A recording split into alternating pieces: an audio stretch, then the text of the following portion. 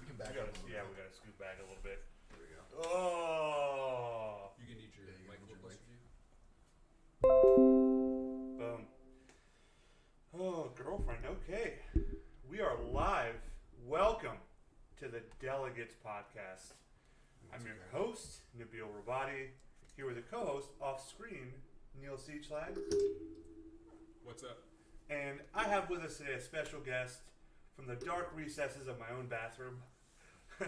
Streamer on Twitch, martial artist, coach within the martial arts field, Manny Medina.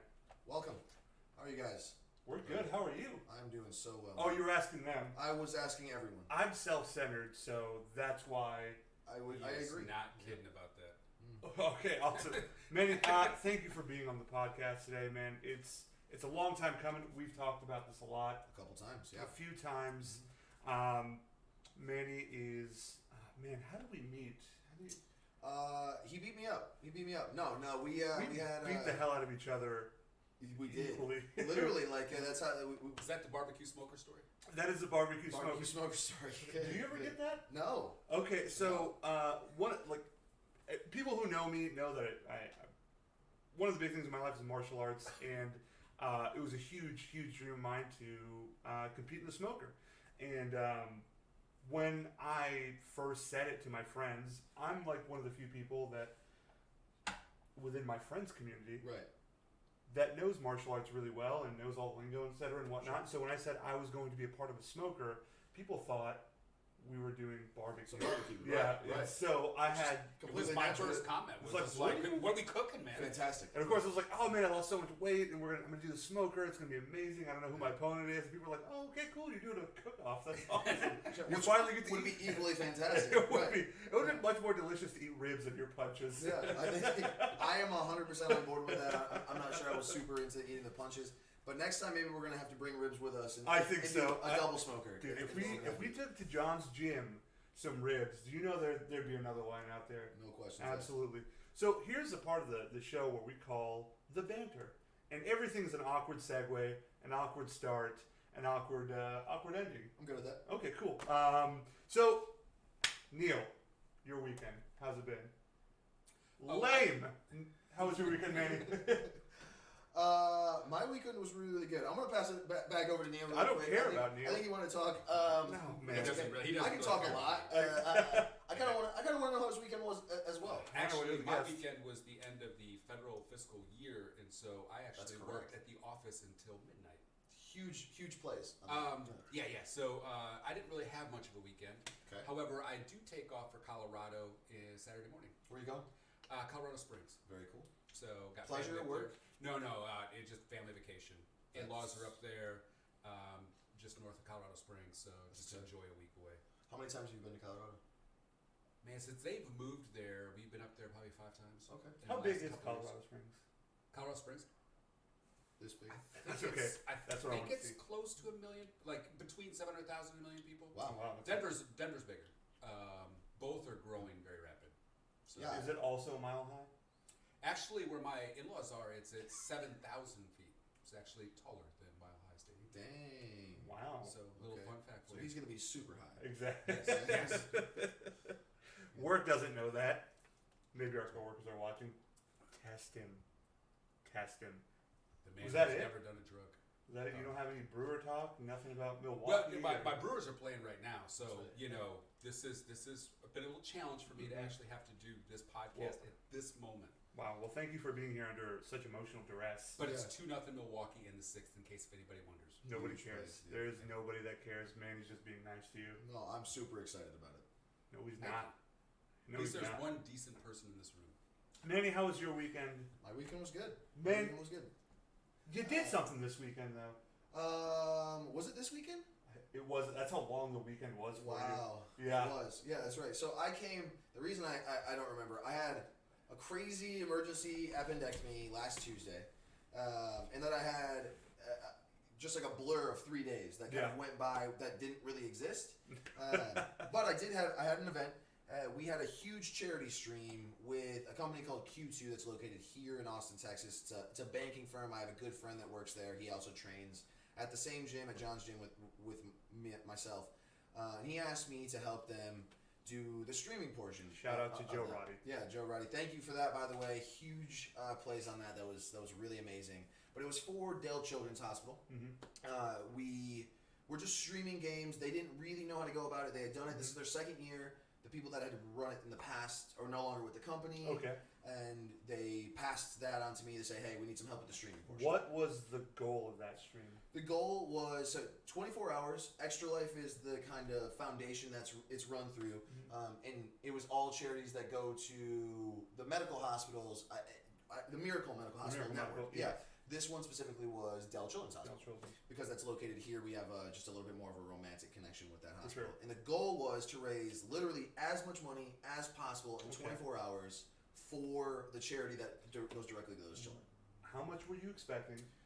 Reality check yourself. Yeah, that was the weird part. That was kind of the hardest part of the whole thing. What did we end up with? So going into it, I had never done anything quite like this. I've done charity streams before. I'm a small streamer. I don't have tons of networking. I have a strong community in that, but I don't have a ton of, I'm not Ninja or these kind of massive streamers that can generate tons of funds in small amounts of time. So I was really expecting $500 to $1,000, but we set our goal originally at $1,500, and then I was like, you know what? Let's just go for $2,000 because you could only really kind of it hit something bigger. Any dollar amount is huge, right? $5, $10 is $10 they didn't have before.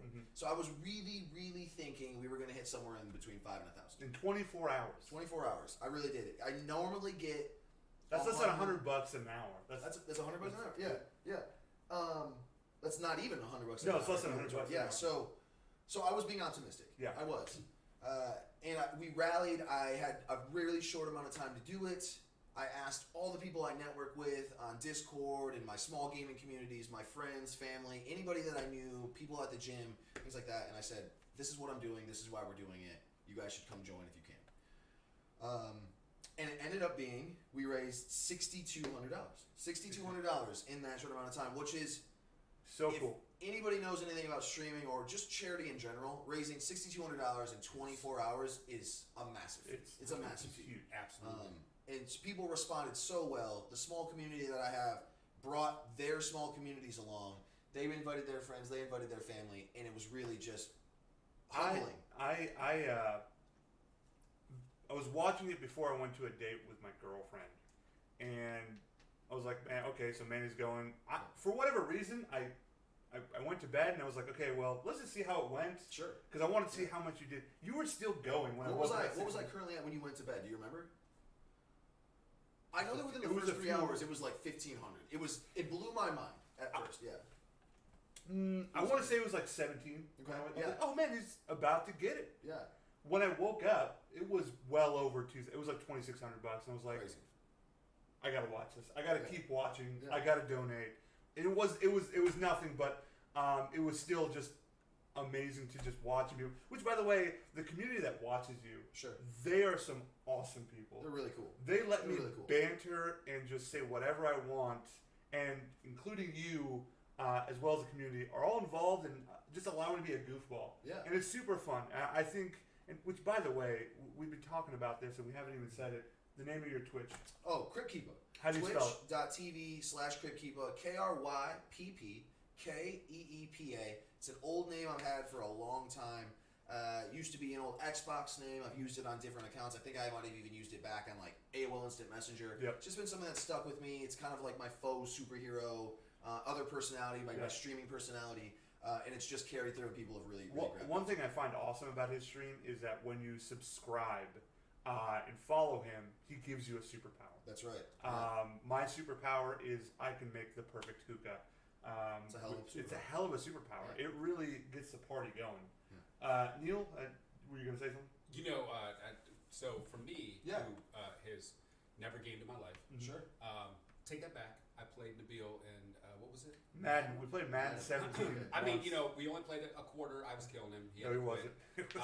I am the most horrible gamer ever. Sure. Yes. What games do you stream on Twitch? I do. Yep, I stream on Twitch. Twitch is my platform. I know what a lot games of do people. you do? It started off. I think my original game that I really focused on was Overwatch, and this was a couple years ago. I didn't stream well. I kind of had this misconception about streaming that you could kind of just do it and people would come and watch you and have a good time. And you don't realize until you kind of get into the heart of it that it's really kind of this sub job, right? It's this other form of I have to really invest my time, to really invest my patience, and it's outside of just being live. There's a lot of social media involved in. So I started playing Overwatch, and I wasn't as devoted as I needed to be. Okay.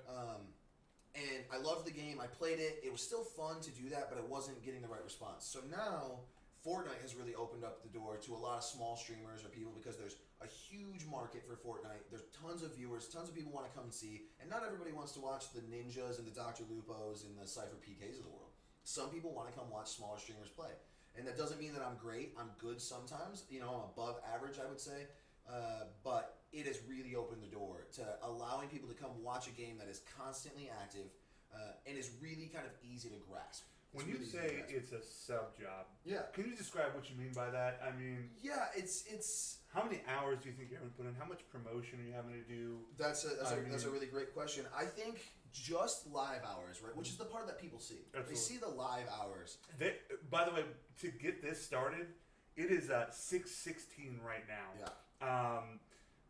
You came over at just past 4:30. It took us from about 4:35 to 6:10 to get this stream going. Yeah, functional, right? Just functional. Now it's the first time, so it was a little shaky at the beginning. Absolutely. And it won't always be that For way, sure, right? for It won't sure. always be that way, but it is that. So hours you have to put in, promotional work. What is it that Yeah. you have to do behind the scenes? And then when you turn that camera on, who does Manny have to be? How does Manny have to work? So you can be a lot of different things. So in parts, I stream about 25 to 45 hours a week, depending on how well streams go. Sometimes I go longer than I really genuinely should, but it's really hard to turn it off when your community is being active. Yeah. It's really hard to go. Sometimes you want to cut at midnight, and I have a full-time job. And I have a career that I have to also maintain as well. And outside of that, I would like to make this my career one day. So that's why investing all this time is really something that I can look forward to in the future. If I really devote my time, I think I can make this a full-time job. So I apologize. No, it's fine. So you just mentioned it. What games are you currently playing? Yeah, what are you Fortnite, looking forward like to? we were saying, Overwatch I currently play. I'm unbelievably excited for Black Ops 4 to come out. Yeah, Blackout is the new Battle Royale mode coming out from, is it Treyarch? Treyarch. Yeah, Treyarch's making it. We played the beta. The beta was unbelievably amazing. If anybody plays PUBG or H1Z1, it's, for me, and this is maybe not a popular opinion, but for me, it's a more refined, balanced version of those style games. Yeah. Fortnite has this crazy dynamic in the building and this kind of whimsical flow. Yeah. And it's going to be unique on that front because nobody's going to be able to copy that. Yeah. They're also constantly updating their game, which is they've opened up a realm of constant listening to the community, which no other game has ever done. They do updates twice a week. They hot patch things on the fly, and they're constantly making sure that their community is listened to. And they're adding new things all the time, which I think is where their success is coming from. Their success is coming from the fact that they are never stale. I did love when they did when the Avengers 4 came out. They had a Thanos mode. That's right. Where Avengers 3. Avengers 3? Yeah, 3. It was 3. I'm sorry. Yeah. It's a counting problem. I think Civil War as an Avengers movie. Right. Is that? You're wrong. I'm totally wrong. I don't know why. Wrong. I just think of it as I hate you. Yeah. Good. Get off of my podcast. So you're looking forward to Black Ops. Is there anything else that you're looking forward to? Yeah, Anthem. I don't know if you've heard of Anthem. Are you familiar with it? I've seen just kind of the trailers for Anthem, but I just don't know what to expect out of it. Sure. I don't think anyone really does. Not yet. To my knowledge now, Anthem is a cooperative-based game. It has to be played in a team, and I think in a really functional way. Sure. Some games you have to play as a team, and you can go solo queue. Overwatch is very much like that. Now, that doesn't mean you're going to be extremely productive, but you can still have fun playing Overwatch as whatever character you want, play some quick play, and have a great time. Anthem seems like you're going to build a character. Yeah. You're going to modify that character, so you're going to build a role. Yeah. And you're going to specialize in X amount of abilities. Now, we don't have tons of knowledge on that yet. They just released an actual gameplay trailer. I think that's somewhere on YouTube. You guys can check out. But it looks really functional. And what it is, you kind of have this exosuit that you level up and you have abilities. It's a shooter. It's a shooting game. Yeah. Third person, I think? I think it's third person, but I don't actually know that for 100% fact. Okay. I don't know that for 100% fact. It does look third person. It reminds me kind of EA's version of Destiny, hopefully better. That's exactly the kind of take Okay. I've gotten away from it. Destiny has been a huge hit. It also has one of the best communities. Quite divisive though. Quite divisive of a game. Unarguably very divisive. So one thing that happens in the gaming world is that, and you can attest this, if Dell ever said, we have a server and it's going to do all this awesome stuff, right? And then we release that server, and it does a tenth of that. How much trouble would Dell be in? It would be a painful day that happened. Exactly. So in the gaming community, that happens all the time. Yeah. Right? You're over-promised. You're shown things that aren't exactly reality, and you're told it's going to be one thing, and then when it's delivered to you, a lot of the times you're not getting all the stuff that's promised. Sometimes when they reveal a game, that game isn't what you're going to play when you get it. It happens a lot because when you, it's like they kind of fudge some stuff. They make stuff. it look a little bit better or different than it really exactly, is. and then they downgrade and scale everything down. Now, one thing I want to mention is Neil admittedly points out that he's not familiar with streaming video games. So, and you can agree with me with this on this or explain it in a different way, but like, you know, when you're at home and you're watching ESPN in the background, you take a nap. It's kind of the same thing nowadays with Twitch and streaming. It's basically your background noise. For my dad, it was CNN. For my brother, it was ESPN. And I think for a lot of younger people who were into gaming growing up, it's just putting on your Twitch. So here's I'd heard somebody actually using this. So I know Twitch is used for gaming. Yes. But now I just recently heard, was it ESPN or Fox Sports is now, some of the guys are using it for, they'll stream a football game or they'll stream a basketball game, and then behind the scenes they're actually doing some commentary on the game while it's going along. Which is really cool. So so what else is Twitch? What else is Twitch That's a known for? super good question. So Twitch is predominantly gaming. I don't think in any, fathom of the imagination that's going to change anytime soon. I think Twitch is going to be predominantly gaming. But there are tons of avenues they're taking to kind of let people have a little bit more freedom in that. The one thing is copyright. Twitch has a TOS, a Twitch Operating Service, and you have to follow these things. You can't steal content from other people. So recently, and this is a brand new thing, last week was actually the very first time on Thursday night that they allowed a streamer, and the NFL came to the streamer and said, we want you to stream this game, and we want you to show it on Twitch. Because I think the NFL is really understanding that there's a huge avenue. Twitch, whether you like it or not, is stealing viewers from other markets. From TV. They're just going to. TV is. It is Twitch.tv for a reason. It's a channel. And this week, as a matter of fact, to plug a channel, tonight, Tim the Tapman, I was watching Tim the Tapman earlier. He's a streamer that I really enjoy. He tends to be mostly family friendly, which is great, but for an older audience, it seems to me caters toward an older audience. He came from WoW and Overwatch, and he plays Fortnite now, and I'm sure he'll play other games. He's a variety streamer to some degree.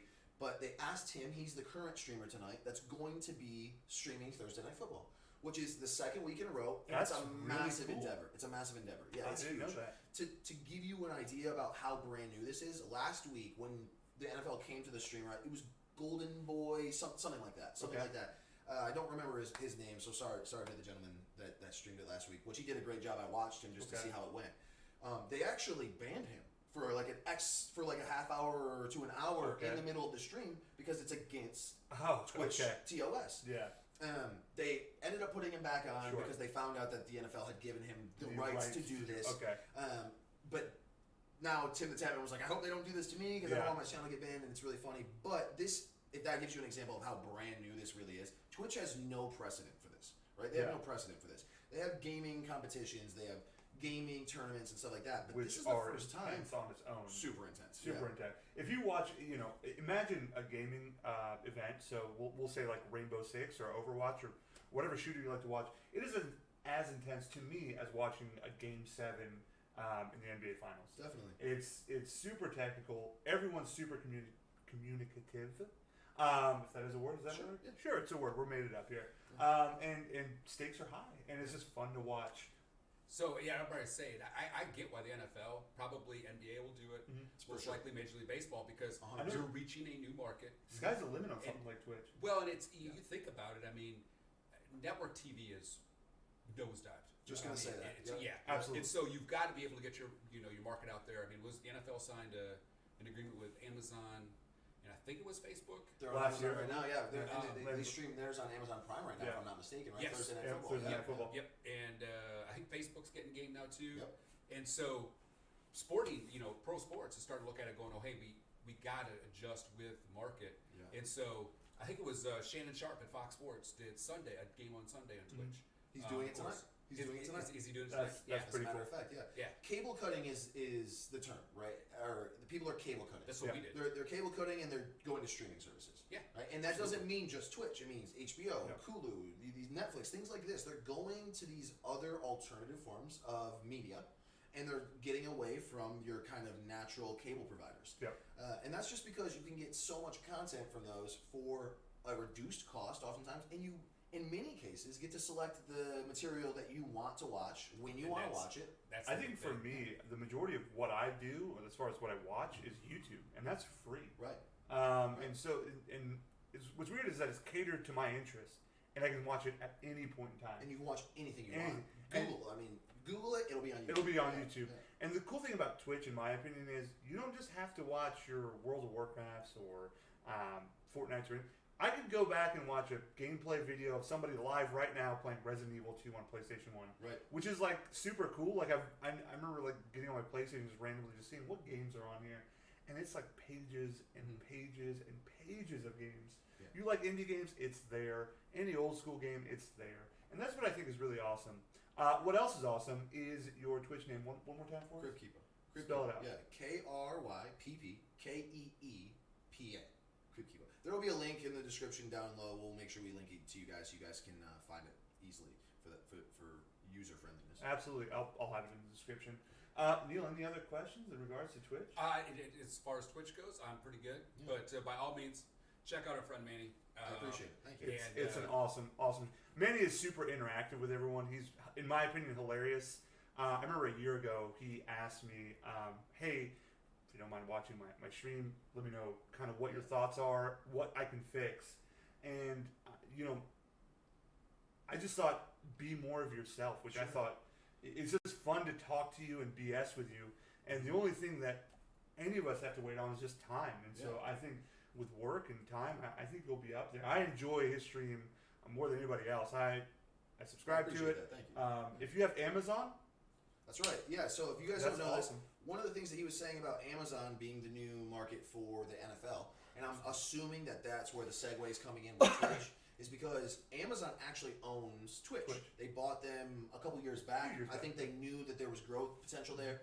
But one of the coolest things about the Amazon Twitch kind of partnership now is if you have Amazon Prime on any level, if you have Amazon Prime, you can link that to your Twitch account. Twitch accounts are free. You just make a little username. That's what says who you are, right? It can be anything you want. It can be like, Horse Rider 55. You can link that to your Amazon Prime account and Especially Horse Rider 55. Horse Rider 55. That's probably taken. That's the one. If you see Horse Rider 55, it's Neil. It's Neil. He's just in there. Yeah. He's just in there squirming around in these chats. 54 other ones. Yeah, that's right. He tried all the way through 55. They were all taken. So. He's the Thomas Edison of horse riding. That's right. It's not how to not be a horse rider. I found one way how to be a horse rider. Exactly. Something I'm interested to talk about is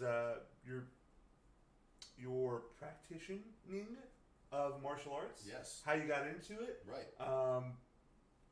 Just tell us that story. I mean. Okay. Yeah. So. Segue, huge. Yeah. By the way, Segue Twitch, ever. Amazon, you can link your accounts and subscribe to any streamer for free. Subscriptions are just a way to support a streamer. They make money by your subscription, and you get to subscribe for free if you have Amazon Prime. Yeah. You don't have to pay. Now, it's huge if you want to reach out, pay out of pocket for a streamer. That's the only way that they make money. You can donate. You can support them with bits, which is just an in-game or an in-Twitch currency that you have to buy. In essence, you're buying like gold and then giving them gold. It's just a bit is a cent. Okay. And all of these things help support streamers. If you want to see a streamer kind of do this full time, they need to have a monetary income. Nobody that starts streaming does it because they want to become rich. Absolutely. And if they do, they're not going to be successful. That's just not the way it goes. It's going to be a frustrating road. Yeah, it's going to be a frustrating as is road. anything you do, right? You don't do things to make money. You do them if you love them. Yeah. Or you should. Well, yeah. I mean, if you try to do it just because you're trying to make money, your chances of actually I think people know succeeding that in any endeavor. Yeah. Although you have a lot of people going, oh, hey, I can make a bunch of, and after a week, it's like, well, I'm not making anything. Yep. I think I read a statistic a while back on Twitch specifically that 1% of people get partnered or actually end up making it a profession. And that's, if you think about if you had a room full of 100 people, only one person in there is going to be a very successful streamer. That's a massive decline, you know what I mean? And the people that start to the people that are successful. Now, there's, in terms of success, a very big gap in what that really means for people. You can make $100 a month and be very happy doing that. You know what I mean? And that's not going to be pays a certain bill for you. 100%. Yeah. But if you want to do it full time, there has to be some income. So that's how you support a streamer. And Amazon Prime gives you that ability to do that literally for free, which is really, really great. Absolutely. Go out there, support. Hopefully Manny. Yeah, and it doesn't have to be me. Like you It guys does can have see to me. be. Support is very humble. different. He's being too humble about it. Support him. The last thing that I really want to say is there are multiple ways to support people that make content. It's not about Twitch. It's not about YouTube. It's about any content. You see people doing things on Facebook, Mixer, YouTube, Twitch. There's ways that if you don't have money, you can still support them. SoundCloud, Post Malone. That's how we got started. There you go. It's the perfect example. Share it. Like it. Give them feedback. Positive feedback. Absolutely. If you need to give them negative feedback, give it to them in a way that they can really use it. I know for me, when we started doing the CPA podcast last year, it was me, Juan Thomas, ZJ Oliveras, and when we started last year, some of the comments and replies I got were negative, and I didn't like it, and for whatever reason it annoyed me. And Juan, who's still continuing the CPA, please check him out, just told me, he's like, listen, you want all this feedback, because imagine when you're not just 10 people listening, but it's 100, it's 1,000, and so on and so forth. You need this. You need this critique now versus later. So any comment, any share, any subscribe, anything, all that goes to help that person's passion project. 100%. Yeah. Content is a really difficult thing to make. Whether it's this podcast, right? This is the perfect example. If you think it's great, and you don't share it or you don't tell somebody about it, it doesn't move. It doesn't move on, right? And it's not your responsibility to do that. But if you want to see these people succeed in this endeavor, it helps them exponentially every time you share it. If every time they go live or every time they post a new video, you guys share it on your social media, or you're there saying, hey, even if it's 5 minutes of your day, you stop in and say, hey guys, what's up? Just wanted to let you know that I'm here. Love what you're doing. Don't have a ton of time to watch you, but I'm here to support. Right? If you're sitting in front of a screen giving people passion, that's a massive thing. Is when you see somebody that had 5 minutes and they use those 5 minutes to come in and tell you that they're passionate about you. And that's a huge thing to keep going with what you want to do. You have to get through that barrier, and you need good people to support those dreams. There is no content creator in the world that's ever done it on his own. Whether it's mods or people that share their posts, you need people around you. Absolutely. And that's the hardest thing to express to people is it's not always money. If you have the money, you can support somebody like this, you can do these kind of things, great. Huge, right? I would love to make this a job one day. You guys would probably love to make this a bigger thing one day. Absolutely. And it's not always about money. If you have it, that's great. Share it, like it. Whatever you have to do to support your content creators goes a mile every single time. Absolutely. And again, I mean, just to be a little selfish, the Dellegates YouTube page, check us out. Like us, subscribe to us. Delegates at facebook.com. Check us out. Share it. Share with your friends, guys. Please. Tell everybody about it. Please. Anybody you think would like something like this, just let them know. You know what I mean? They might not be as interested. They might be more interested than you think they are, and they're going to do the same thing and share it and pass it on to people. Absolutely. You ready for the awkward transition? Yeah, let's awkwardly transition. Yeah. Am I supposed to take my shirt off now, or no? We keep that. We just dance? Is that what we do? Well, that was me walking. That was me walking to the transition. Oh, okay. It's farther. Just a little bit more. Wow. Just a little bit farther. I can't make it, coach. Speaking of coaches, MMA. Martial arts. I say MMA. I don't mean MMA. I feel like that's to me that's like a tacky way of saying it, but that's how everybody understands it. But it's a hot topic. It's a a hot hot word. word. Yeah, it's not a word. I mean, it's an acronym. But Yeah. regardless, it's a hot How do word. you spell MMA? EM AHH. MMA. MMA. Yeah, man. Tell us about it. So grew up. MMA wasn't huge while we were growing up. No, right? it wasn't. It was kind of still this underground fight club thing. Mm-hmm. UFC, if I'm not mistaken, started in the early 90s, around 90, I think, right? 92. Yeah, it was purchased around 92. And they started it it was, at that point, no gloves, no real structure to it. No. It was people that practiced specific martial arts, and they came in to show their skills. They were mixed with karate, jiu-jitsu. I think there was even sumo involved in it at one point. Yeah, that was the first fight. Yeah, it was wild. It was kind of the wild west of fighting. Absolutely. But it started structured. Yep. It started structured. Every structure has to start somewhere, right? Football wasn't what we see today on TV. No. When it started, it was people playing with pigskin and figuring out the rules as they went. Sure. Right? Yeah. Figuring out the rules as they went. And this in martial arts was the exact same thing. Now, Yeah. martial arts has existed since time has existed. Yep. Right? Defense and aggressive styles of fighting has existed since we were kind of primal. Basically. Leading into what we do now, it's a super refined version of those things. Absolutely. So I've always thought it was really interesting. As I got older, I always thought that kind of, I played football, was a team sports guy, and martial arts always struck me as this kind of, especially kung fu, because you see all these movies, you see these kind of cool movements, and you're like, man, I wish I could do these kinds of cool things. So martial arts was always kind of in the back of my mind going, one day I wish I could do that, but I'm never going to be able to do that, right? I'm never going to be able to do that. And then I got into college and I stepped into a gym that was a martial arts gym. It was a mixed martial arts gym. It was just becoming wildly popular. Yeah. And nobody really knew what it meant quite yet. Not quite yet. But I trained. It was maybe some of the hardest training I've ever done. I had some joint problems, so I wasn't able to do some of the competitive team sports that I was familiar with at the time, basketball and football. So this gave me an outlet to still stay athletic, still stay training in something, but also I didn't really know that there was the kind of mental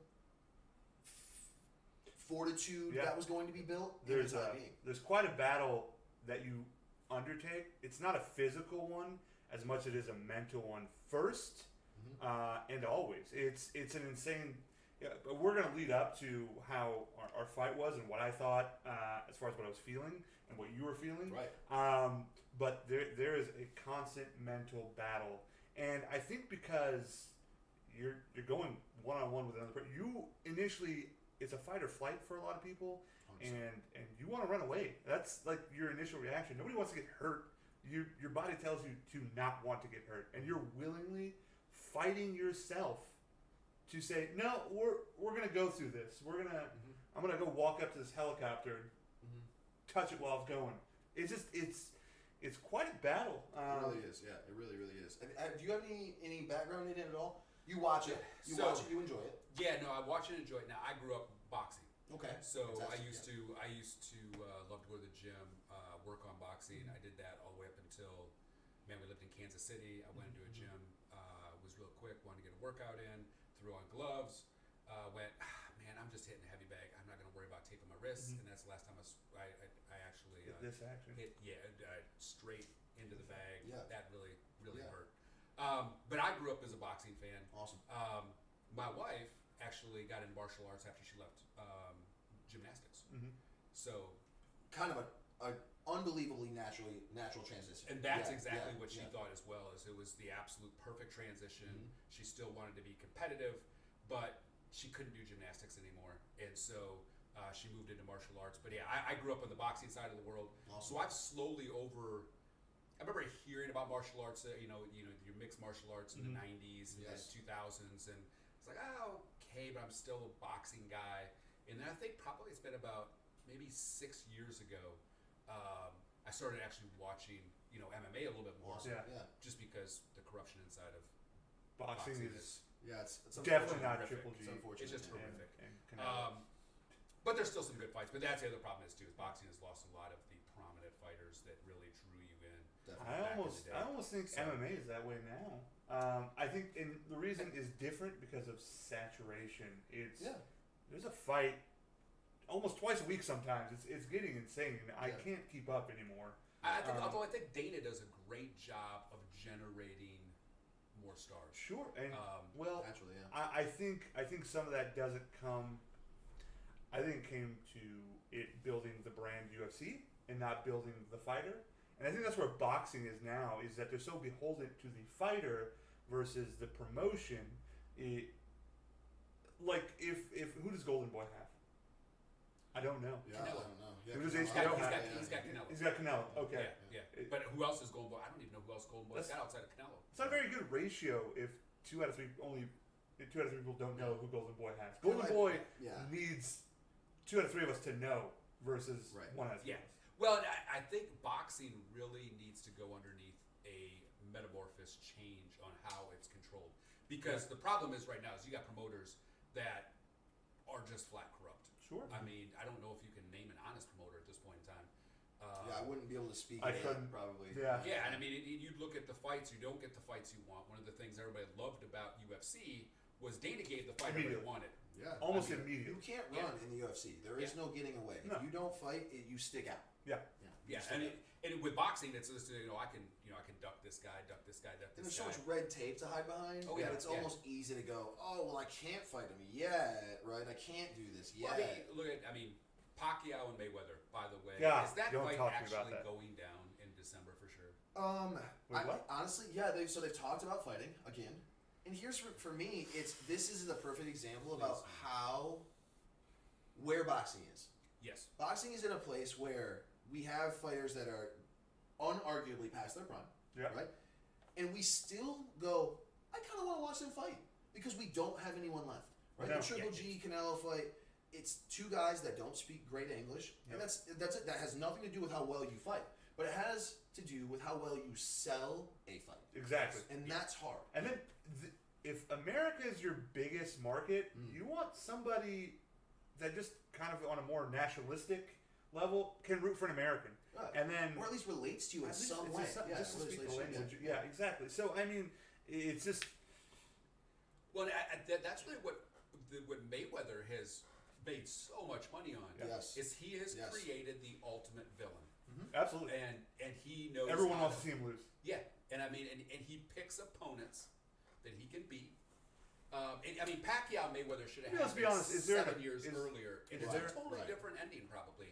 And I mean, I've always liked Mayweather. I've watched him through his entire career. Not off, Is there an opponent that he can't beat? I mean, even if he picked opponents that he... Yes, yeah. Ooh. There are folks that he would really struggle with, and one of them is Golovkin. Yeah, I think so too. Because Golovkin's glove speed is a lot quicker for a power puncher than most are. Like Canelo has got more of a windup. Yeah, certainly. Yeah, Golovkin jabs you to death and then hits you with that right or that left, either one, and you are seeing stars. And so, and that's why Mayweather always talks about Golovkin, but he'll never ever step in a ring with him. Lomachenko, I don't see him step in the ring with Lomachenko. No, because Lomachenko his glove speed is that dude. That's pound for pound the best fighter in the world. He is savagery, and he has actually got me excited about boxing again. Him and the other young fighter. I'm not sure I'm familiar. I don't know. Actually came up underneath Mayweather's. Crawford? Terrence Yes, Crawford? Terrence Crawford. I've heard some. phenomenal. I don't know much about Terrence Crawford. Tell me about him. That's the next dream fight for me. So he, not middleweight. He's lightweight maybe. Okay. Welter. Welter. It could be Welter. Yeah. But first time in like 40 years that he's unified all the belts. Oh shit. He did this maybe a year ago at this point in time. Now it's been quite some time. But I think that's the dream fight. I think him moving up to see Lomachenko is it's the Canelo Triple G fight. Except for in their prime. Yeah, but they're both in their prime. Exactly. So let's talk this. Canelo Triple G. Yep. Second fight. Well, first, what did you think of the first fight, and then the second fight? I think in totality, it's the best fights boxing has seen Since Gotti Ward. Sure. There you go. Yeah. But yeah. I can't put it with Gotti Ward. Gotti Ward was unbelievable. I think it's because what you expected to see out of Gotti Ward wasn't what you exactly came out like. Because Ward came it, out swinging. Yeah. Was it the first or the second one where in the 10th round they literally stood there toe to toe? I think it was swinging. the first. Yeah, I think it was the first one. Yeah. One of the greatest Which rounds is why they of got boxing. a second fight. Yeah. I guess you saw it and you were like, I'll never see a better fight than this. And they lived up to the hype for two. 100%. So does Triple G versus Canelo 1 and 2 live up to that hype? I think if you know boxing, you were more than happy with both those fights. Oh yeah. I thought the second fight was the best fight I've seen since Gotti won. Did the decision go the right way? I mean, I'll let you take your opinion first. I know I have an opinion on it. I thought it should have been 115, 113 Golovkin. Mm-hmm. I actually, on the second fight, would have been okay with a draw, unlike the first fight. That's a popular opinion. But I wasn't. I didn't think it was out of line. 115, 113 Canelo either. Sure. Yeah. I get it though, because boxing's looking at this. Golovkin is 34, 35 years old. Yep. He is walking into the sunset. Canelo is what they have to make their money on, and so there was no way if the fight was close, it wasn't going to go to Canelo. Yeah, I think that, and you were speaking on corruption earlier, and I don't want to speak on that. There are no 100% facts on these things being true, but there is an eye test value that when you watch fights and you see people that win sometimes, and you go, I don't know if you had a room of 20 people, if any of those people would agree after watching that fight that it should go this way. My opinion on the first fight was I think it was easily Triple G's fight. Okay. I do. That was robbery. And I do think that the banning of that judge is... Do you think great to a degree, but like it doesn't solve anything. It doesn't solve anything. No. Because I feel like, again, I just feel like that second fight was off. Something was off about it. Yeah. I thought Canelo's game plan is the best game plan Canelo could have came in with to win that fight. Yep. Because I don't. You can't bank on the fact that I'm gonna knock this guy out. No. He looks like he has a granite chance. I don't think you're gonna knock either of those guys out. Not really. Yeah. If I had to bet on who would knock who out, I think Triple G could knock out Canelo. Yeah, I think if they go 10 fights, I think the only one going to sleep, if at all, is Canelo. But Canelo came out, I have to be first. Yep. And it looked that way the entire fight. Yep. And up until, I think, the 10th, 11th round, he started to slow down, and you could see Triple G kind of... For me, I thought he slowed down. I have a weird opinion I think they both did good things. I think Canelo was the more aggressive fighter, but I don't think he was always the more productively aggressive fighter. Okay. So there's a difference between aggression and productive aggression, right? Yeah. You can walk forward into someone and create contact into their pocket. Yes. But that doesn't mean you're always winning those interactions. Sure. And for me, a lot of those rounds, or at least 7 out of the 12, went to Triple G handling the forward pressure and being the better fighter in that style. When they both came together, who won that outcome? And I think there's a problem with just judging in general, where they think that because I came in first, I'm winning. Yes. When in reality, it's okay. I came in. What were the results of this action? Yeah, absolutely. And it's that issue that people are having a problem with. Yes. Now, I don't know if it's like where they're viewing the fight or whether they just can't see what's going on. I can imagine, and you guys can have your opinion on this too. I can imagine that second fight, all those judges must have had a lot of pressure to make a decision. 100%. What do you guys think? Because I feel like they made a decision just kind of like, okay, we got to give it to this person. Like, I have to. I can't call it a draw, even though the draw was the right call. Yeah, I think the draw is probably something that people can live with in the second fight. Absolutely. But I do think that the boxing viewing community would have been just unbelievably upset if next fight becomes a draw. Okay. Right. I think if you have viewers, because the first one was everybody was like, oh, it wasn't a draw, and I don't think that fight was a draw. No. But it's really hard to watch another fight and then not have a victor again. Right. Yeah. It's really hard to watch a second fight between two men. Yep. Who are both deserving of all the accolades they have. They really are. They're both deserving of all the accolades they have. And then go, who's the best still? And then you know what I think the other issue is, if you're a promoter, how do you sell a third fight if you've had 2 fights go to a draw? Right. Like, okay, so there has to be a winner, but to me it's just like... You're selling it on 2 guys just hitting each other. Exactly. Yeah, and for me that's fine. I think it's a great Well, fight. and I think for the boxing community, they've been dying for a main event that you actually have guys throwing hang your down hat on a for the little first bit. time. Yeah, I mean, so, could they sell a third fight now? Easily. I think so Easily too. Could. Yeah. But here's the thing for Golovkin, and this is not that he'll listen to this podcast, but He's going to listen. He's tuning in to the Delegates podcast. He's waiting on for YouTube. you. He's going to like, he's going to subscribe, he's going to hit the alert button. He's been waiting a long time for this podcast. My thought to Golovkin, and my only thing I would tell him is look, you got to go with Dana White's words on this one. If you don't want this thing to go to the judges, you're not going to win it going to the judges. Sure. You're going to have to knock him out. I think everyone that knew a background in boxing had that. I don't know if they knew it or if they had the opinion of, if this goes to a decision, it is going to swing. If it's close enough, if Canelo does his job and makes the fight look dirty and close enough, it's going to go with Canelo. Yeah, that's their future. I mean, that's the guy they're banking on for the next umpteen years. 2 questions. Do you see Triple G slowing down? And if there's a third fight, does Canelo seal that deal with a victory? I don't see. I think Canelo is a fighter. Okay. And I think if you're a fighter, just because he doesn't seem to me, somebody that loses in the fashion he lost, and then goes, I'm done. Now, age, time, the amount of training that goes into these fights, that dictates a lot, right? He's been doing this for a long time. He had almost 400 amateur fights. The guy has been fighting his entire life. You said Canelo, you meant Triple G. Or, excuse me, Triple G. Okay. Triple G, to correct that. He has been fighting almost his entire life, and both of these men probably have been fighting almost their entire lives. But Triple G, at this point, at his age, where do you go? What do you? Is it a pride thing? What is the answer for him? And that's where I think it comes in. Is can he fight? I think everybody knows he can fight. We watched that fight. If you've seen the fight, you know this guy still has plenty of butter left, right?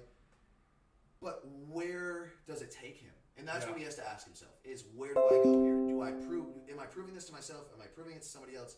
What am I doing by fighting again? He's made probably plenty of money, you know, and I think for me, I would love to see him fight again. Sure. He's one of the only true boxers left in the game. Especially with a name that gets me excited. A little bit of star power. Triple G, like that's exciting. That's exciting. You know, like there's some recognition to that. Absolutely. There's some, but I don't know that I have an answer for him if I say what's left. You know, this was him keeping his legacy alive. Okay. I don't think he's going to get. I think he will go down as one of the greatest boxers of all time. Good. But I don't know if there's anything left in it for him to do it. No, I think there's plenty left in the tank. I just don't know if he looks into the sunset and says, what do I have to prove now? Yeah. If it's worth all of the stuff he has to put in to climb back up.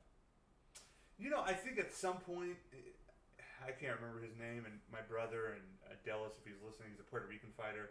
I think it just becomes routine, but you're not pushing yourself the way you used to. You're not stressing about it. Gosh, what was his name? He fought Manny Pacquiao, got banged up. Cotto. Yeah. It's just routine for him at this point. He's still fighting. He should have been past his prime. Did Cotto retire now? I think he did. He retired in his last fight. Okay. I think he lost, and it was a really, really cool way for him to retire, and it was actually a great fight. But he retired, I think, probably like 4 years. Too late. Yeah. I mean, but it was a fight. Well, Cotto was the one, if I remember right, though, that got hit with plaster gloves, right? Yes, from I can't remember his name, but that was brutal. Yes. I'm glad he came back that second fight and did all that. Which was so sad because Cotto was on an arc at that point in time. He was. I think it took being one of the best. How long was he out for? 9 months? Oh no, it was over a year, if I remember. It was right. 12 rounds. Was it 12 rounds of him taking it? Yeah, because he didn't quit. He wouldn't. I mean, that's kind of Cotto's legacy, right? Yeah, he is going to absorb tons of damage. Yeah. That's the style of fighting he is. Yeah. Hands high, high guard, walk you down, take punishment to give it to you. Yep, absolutely. 100%. He'll take 2 to give 1. Yeah. Easily. Yeah. And he kind of comes from the same line of cloth from the 80s, Marvin Hagler. Sure. Marvin Great was example, Marvin was and that was, I literally had the poster on my wall, Marvin Hagler growing up as a kid. But Marvin was the ultimate stalker. I mean, he'd injure you, and one hand would be down, one would come up, and he'd just walk around the ring to punish you. Yep. And probably had the greatest fight, I still say, of all time with Tommy Hearns. Yeah. The Hitman Hearns. Man. Phenomenal fight. Yeah. Oh, my wonderful. goodness. Show it to your kids. Yeah, that's what we wanted to do, was watch a man get knocked down 9 times. Exactly. Are you breaking my chair, man? Jesus. What kind of equipment do you have here? Right. How heavy Shoddy is that? stuff, dude. I think you should be. We did this to add drama to the podcast. God damn it. We're breaking stuff. I almost broke my favorite mug. Oh, my Lakers mug. I know. I almost did. I didn't break it. So is it a Lakers mug? It is a Lakers mug. Well, it hasn't been relevant in a while, so it's okay. It's relevant now. We got LeBron, the greatest. Of our generation. I think so. Yeah. I mean, is it an arguable? Yeah. It is arguable. I think one-on-one, if he goes one-on-one with Kobe or one-on-one with Michael, I think he might win. I'm just saying that. And I'm a Kobe fan, Laker How wife. many rings does he have? I don't think it matters about rings. I think we're just talking about one-on-one. Well, no, hold on. I'm one of the biggest LeBron fans you're going to find out there. Sure. We're talking one-on-one. One-on-one. He's damn near unstoppable. I don't even think he beats Magic Johnson one. The fuck out of here. Get off my podcast. but, Go home. Go home. Go home. But Magic Johnson might be the best one-on-one player ever. I disagree strongly. LeBron is who I would build a team around. He is the ultimate team Versus player. Michael. Yes, yeah. Michael's a closer. I grew up watching Michael needed certain players to be on his team. Yeah, I mean he did So not did win LeBron. until he got Scottie Pippen. Tell me one time LeBron won a championship without certain players on his team. Well, he did not He win a almost championship. beat the Warriors that first go around without Kyrie or Kevin Love. Almost. Almost. That's Nobody takes almost to the pretty bench. damn good. He did take a very bad Cleveland Cavaliers Okay, team. I'll ask the first this. one I'll in ask this. 07 Of course. to the Is championship. Is time- Kyrie or Kevin Love as good as Scottie Pippen? I think Kyrie Irving is an all-star in terms of relativity in the league. Right now, sure, but Yeah. comparison to what Scottie Pippen could do. Scottie was a a 3D top 50 player, a slasher. He damn near took the Bulls to the finals himself. He quit, but he made them relevant still. So Scottie's big thing though, Scottie could take away the best offensive player you had. Scottie was one of the Absolutely. greatest defensive players to ever play the game, and he's a top 50 player. Sure. So yeah, I mean Michael didn't win anything until he got Scottie. But you have to have a team. This whole idea that people will say, well, Michael did 6-0. Michael had a team, and the second 3 rings, he had a crew. He had a Right. damn good squad. Of course. 72-9. What? And again, Kevin Love's not shaky. Kyrie Irving was good. You got LeBron in there. I mean, it's not like the Cleveland Cavaliers when he came back to Cleveland. I am curious. Yeah, they were All right, fantastic. name 2 other people outside of Kevin Love and Kyrie Irving that. J.R. Smith, who at the front and during the first run was shooting the lights out during the finals. Okay. And and- so he lights doesn't out. know the score. He had some hand, man. God, I mean, I think he's like degenerated. Let me ask you as this. a Here's big- a really good question. Yeah. 3 years ago, when they beat the Warriors, Yeah. or 2 years the ago, Warblers. yeah. Do they win the finals if they don't have Kyrie Irving? It's a good question. No, I think no, the answer good is question. no. No, they That- don't. They don't. Because you have. Well, that- here's that's okay. where Same teams debate, go. right? So It's in the that same debate we have. situation, Draymond was suspended for the 2 games. Sure. Do they still win those 2 games without Kyrie? That's an even better question. So that means then you're giving even less credence to how good LeBron James truly is in that if that's the facet we're talking about. But he didn't have Kyrie last year and went to the finals. Of course, they got swept. Well, you're talking example. about maybe one of the greatest teams ever assembled in the Golden State Warriors. Yeah, I mean, I mean, I don't think. and you're there's only any- relating it to what team? 96? yeah. Right? You're only relating it to that team. We're talking about you have to win. You can't. Nobody is great, right? Well, who was it? It was the quarterback for the Dolphins, Dan Dan Marino. Marino. Dan Marino. Great. Was he? Is he better than Tom Brady? Shit. The eye test says maybe in certain Yeah, frames. Yeah, yeah. sure. I mean, sure. on talent, yes. Montana, athletically, of course he's better. Yeah. Of course he's better. They are not even in the same conversation. No, they're not. They're not really in But the same conversation. one has well, 3 rings. I'm sorry, 3 or 4 rings. Who's 3 that? rings. LeBron has 3 rings. LeBron's Kobe has got 5. Michael has 6. The conversation is relative. They're all being spoken about within the same breath. It would not be relative if we're saying, oh, Tracy McGrady in his prime Sure. versus Sure. Michael and Kobe. People will tell you to go fuck yourself Yeah, of if you're course. trying to have that conversation. Okay, cool, he was good. He didn't do shit. Yep. He couldn't make it past the first round with a 3-0 lead. Yep. So I think you can still have that conversation, and I'm just saying pure talents one-on-one, he might be better than Michael. I don't know if it's Kobe, because I think I Kobe think it was maybe just goes 5 and 5. You know what I mean? I think it's that close to the Yeah. debate you're talking about because it's 2 completely different styles of it shooting. is, Well, and that's- two different eras. Yeah. Because Michael wasn't the shooter that LeBron is now. He could shoot, he just wasn't a dead-eye shooter.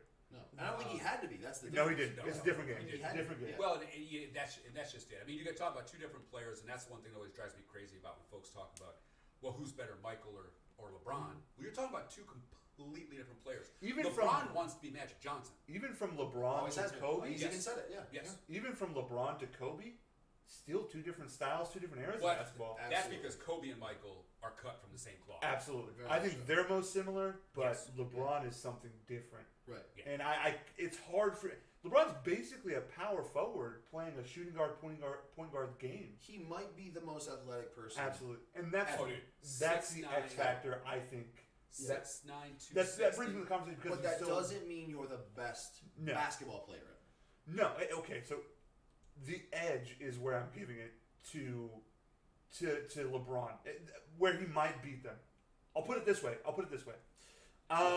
Is John Jones as good of a striker as Vanderlei Silva? I think he's, in terms Both of prime, well-rounded kits. Just pure striking. That's all I'm gonna say. Maybe I'm partial, but I do think pure striking, and you have to go all the way through kicks, knees, elbows, every single offensive tactic. Every facet. I think he's a more proficient striker than what Vanderlei was. I do think so. I Yes. don't think so. I do. But I still think prime v prime, John Jones beats Vanderlei. You think about the guys Vanderlei laid out clean. Doesn't make him a more proficient striker. I think he was a more proficient because striker. we're talking about Chuck Liddell was the most proficient striker during his time. During his time, for that brief period, yes. Yeah. He was for a couple of years. He was unbeatable. Actually, it was for a couple of years. Yeah, I'm only thinking of the championship. And I think that's the difference. I think John Jones. You start adding knees. You start adding his demeanor inside the octagon. Mm-hmm. You start talking about the fact that he's dangerous with every. But the fact that he's so much more athletic because of his body gives him such an advantage with his reach. Right. Because of how creative he is. Right. I don't know of many I think Conor McGregor tries to be creative, but it doesn't work the way John Jones is creative, because John Jones can piece those things together way better. Yeah. John Jones is. When I watched John Jones fight, when he did fight, although he's fighting soon. He's fighting. He might fight for a title. With Gustafsson? Yeah. He that's interesting. One of the most natural improvisionist fighters I've ever Absolutely. watched. He just he gets in the cage, and it's like he improvises, and it's that's the thing that amazes me with John Jones. It's like, holy cow! I mean, he knows how to adapt. I think that's part of fighting is how do you adapt. And but for me, I think the best John Jones I've seen was his last fight against Cormier. Yeah. He's scared. It disappoints me to see that he got busted. We're talking about a 2-division champion. Yes. That he just absolutely obliterated. He destroyed him. Yeah. Cold. He scared the shit out of Cormier from jump in that second fight. He came in, got right in his face. Yeah. Didn't matter. It almost seemed like it didn't matter what Cormier was doing. It did not. Cormier just knocked out a heavyweight. He wasn't scared of his hands, and he made him feel that way. It made him look like he was punching underwater. It really did. On that note, in an awkward transition, DC or Brock? That's the easiest check DC has ever made in his entire life. Yeah. However, as ridiculous as that fight is, I'm still going to watch it. Of course. Yeah. Of course. Because Brock, here's the thing about martial arts or anything athletic. Mm-hmm. There's always a chance, right? And there are things that Brock is probably better at. Yep. If it's brute force, Brock is probably a better brute force fighter. Yep. Right? Oh, yeah. Pure wrestling, strength and speed for that size? Sure. Unbelievable. Yeah, there's very few people in the world that match that. Yeah. He was a 2-time NCAA national champion wrestling? Yeah, in Minnesota. Yeah. Very, very technical wrestler. Yeah. Yes, he's very good. When it comes to pure wrestling, size and kind of control, he probably is better in the small facet. Yeah. Now that doesn't mean transitions from up and down, right? It doesn't mean ground transitions. It doesn't mean jiu-jitsu, which are very different things, right? I think DC probably has the edge on that. Yep. And maybe not even probably. I think he does. almost certainly has the edge on that. I think he'll knock him out. I don't think it'll even get to. I mean, it might get to dirty boxing, some clinch game. I think Brock will try a straight double. Always have to try. He's gonna. Everybody reverts back to what they're good at. Of course. When they get scared or they get hurt, what's the easiest thing? Of course. Yeah. Of course. It's what do I know? It's that in the muscle memory. Yeah. You know, when you get back into a corner, you're gonna know 2-3 Which things. is the exact thing that makes great people great in martial arts. Is if you can still. For me, John Jones, the best quality. Absolutely. Best quality of John Jones is his fact that he's always able to process even under duress. Yes. Even under duress. The Gustafsson fight showed that. Maybe John Jones' best fight. Yeah. And I don't even know if that's a debatable thing. I think it's his best fight he ever had. And he was still able Shogun John process. Jones. Shogun was great. Yeah. Shogun was great. Shogun John Jones, I think, might have been his best fight. But go on. Ooh, yeah. I don't know. I still would go with Gustafsson. I think maybe because I was so shocked at what was happening before my eyes. He was dismantling Shogun, one of the best MMA strikers of all time, and was just. For me, the most impressive thing John Jones has ever done is the standing choke on Machida. Oh, that was standing awesome. choke on Machida is the most impressive thing. Machida's never been submitted ever, and he did one of the hardest things. Is John Jones via Gustafsson impressive to you because it was basically John Jones getting off the couch and fighting? and that's the result. I think that's a huge thing. I think it's a huge part of it. I also think that Gustafsson fought up to his quality. Yeah. I think Gustafsson's a great fighter.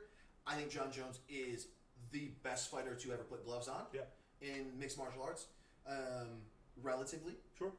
But I think Gustafsson surprised everybody in going toe-to-toe with, at this point in the martial arts world, very difficult to say that John Jones, kind of outside of the steroid talk and not. I don't think there's a single person that watches a John Jones fight and looks at the steroid bust and thinks to themselves, yeah, he only won because of steroids. No purist has watched him fight and believes that's cocaine. He was tested positive for basically a blocker. So they test for several things, right? Mm-hmm. So the old test was like, all right, we got to test your piss and blood for steroids. Yep. All right, so USADA actually tests for that and an assortment of blockers, and one of them was a hormone blocker, which if you ever use steroids, which I know you estrogen do, blocker, right? Estrogen blocker. It gets you very ladylike. But it boosts testosterone and gives you a muscular advantage. Yeah. Or it's supposed to help you build muscle and recover faster. It's your recovery. Really, for MMA fighters, it's your recovery because, as you know, when you train just 1 hour, it kicks your ass. If you're training for a fight, you're training for 2 hours twice a day on top of the other stuff that you're doing. Yeah. So that stuff, there's things that you need. You need every edge you can to just feel normal. Feeling normal. Yeah. It's like when you're sick. The only thing you want is to not feel sick, is to feel how you normally feel. You don't need to be great. You don't. Be not sick. Exactly. And that's how it is. Now, that's not saying that that's an acceptable thing to do. Right? We're not saying go ahead and do that. It's simply like a... I'm giving you the logic behind why people do it. You're so hurt also because you're training at damn near 100%. Every day is a fight. Mm-hmm. Every day is a fight for several hours. And so that's why it's appealing to use steroids for these fights. That's the logic behind it. I don't condone it. I don't use it. It's probably why I'm broken down as shit. I probably could use some of it. Well, now I'm saying that was the big draw with HGH. Yeah. It really wasn't a muscle builder. It wasn't for performance at all. It was purely heal me. Absolutely. Fast. So speaking of MMA, transition, the fights this weekend. UFC 229, Khabib, Conor. Yeah. How do you guys want to do this? You want to go main event first, or do you want me to run the card up and we'll give our thoughts? You choose. I want to run the card up and go ahead. All right, I know and just make about selections. the card, so we're just gonna go main event and whatever you know, you just let us know, man. So first fight on the main card is a women's strawweight fight. Michelle Waterson, Felice Herring. Karate Hottie, I think Karate Hottie. I know Felice Herring is on a several fight winning streak. Yeah. She's super promotable. For me, Karate Hottie, just because she's really beautiful. She is gorgeous. But they are going to bang. They fight. She's a fighter. They both are tremendous strikers. I don't see that going to the ground quickly. I don't see a ton of women's fighting going to the ground. And that's weird because oftentimes they are extremely proficient jiu-jitsu artists. I'm going to disagree with you slightly. I think Felice Herring is going to want to take it to the ground as fast as possible. And I hope she does because I think that's where she wins the fight. Absolutely. Yeah. I agree. Yeah. I think Michelle Waterson wins it. I think Michelle Waterson's super well-rounded enough to keep it standing. She's also been on a layoff for a while, right? It's been a nice layoff for her. She should be physically, in good shape. Was her last fight? She got knocked out. Yeah. And I think that you need to take a layoff after Absolutely. that. Yeah, I agree. One of the times I see fighters coming back, Cowboy's a really bad one of this. He gets beat up, comes back 3 months later or something like that. I don't. And I'm not so sure it's for her when she got knocked out. I'm not so sure it's like a technique thing. She needs to refine her game. Blah blah blah. I think it's just a confidence builder. Yeah. I think when you get knocked out, it just hurts your ego. It mentally strains you. Yeah. So, Waterson or Herring? Yeah. I'm Waterson. Karate Hottie. Thoughts? There's few of the women fighters I know. These two, I do not. Okay, cool. He picks Ronda Rousey. Michelle Waterson's my choice. She's not fighting. Second fight, a fan favorite, Derek Lewis. It's a heavyweight fight. Derek Lewis versus Alexander Volkov. Huge fight. Huge and fight. by size, I mean huge. Absolutely. Fight. Yeah, Volkov is a really tall guy, and Derek Lewis is huge. Yep. He is a huge guy. What are your your thoughts? Super fast for his size. Absolutely. When he wants to strike, his timing is really good. Yeah. I don't think this fight goes 3 rounds. Nope. I think Derek Lewis has the mental edge. I think he is an unbelievable vocal performer when it comes to fights. Yeah. He is so good at kind of manipulating the outside and acting like no man in the world could beat him. Sure. I've got Lewis.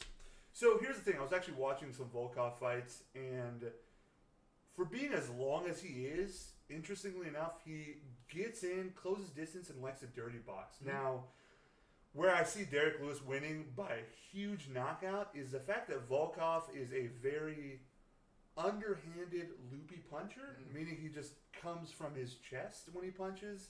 And that's not very good. That leaves a lot of openings. And whenever you watch a Derek Lewis fight, he knocks you out on the counter, coming in, or going out, either one. Yep. And he's overhanded, and it just seems like... It's the perfect counter. Absolutely. Yeah. He's going to knock him out. And I think it probably comes down to the first round knockout. Yeah. If Volkov is smart, he takes him to the ground.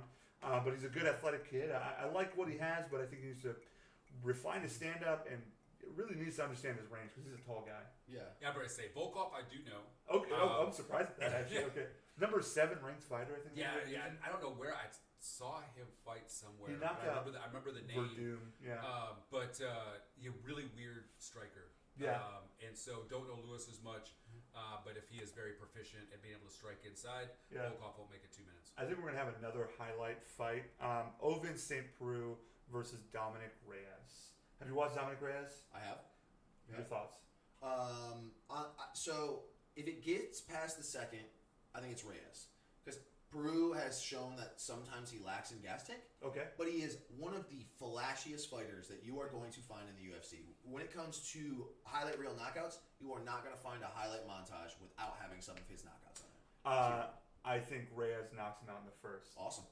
He is supremely athletic. Doesn't need to be the most technical, but his straight left, because he's a southpaw, and his rear kicks are just powerful. They're devastating. And I think Ovins might be getting a little chinny. You're probably right that if it goes past the second, he's probably going to get knocked out, but I think he's going to get knocked out in the first. So I think Reyes. Any thoughts? Don't know either fighter. Okay. So, cool. yeah. Co-main event, Tony Ferguson, Anthony Pettis. Now, this is assuming we actually get this fight, right? Because There's- Ferguson we have two more days- we have a day and a half. loves to Back loves to out. find or get hurt or find Yeah. a way to somehow not fight based Yeah. on like kicking metal poles Sure. or whatever the hell he's doing. He's Being a meathead, basically. yeah, the guy is wild. Yeah. Pettis is really truly on his upswing. I mean, Yeah. this is the best time to watch Pettis fight. You think he so? is. Yes, I think this is when he's. I think every fighter has 2 really big jumps in their career. Yeah. I think they go through this first thing where they are unstoppable until they meet the person that easily stops them. We just saw this with Darren Till. Yeah. Right? Darren Till's the perfect example. Unbeatable. You watch this guy, you go, whoa. Robbie Lawler's gone through it several times. And he really has. People Yeah. go there. I think Lawler is finally done. I think He's finally done.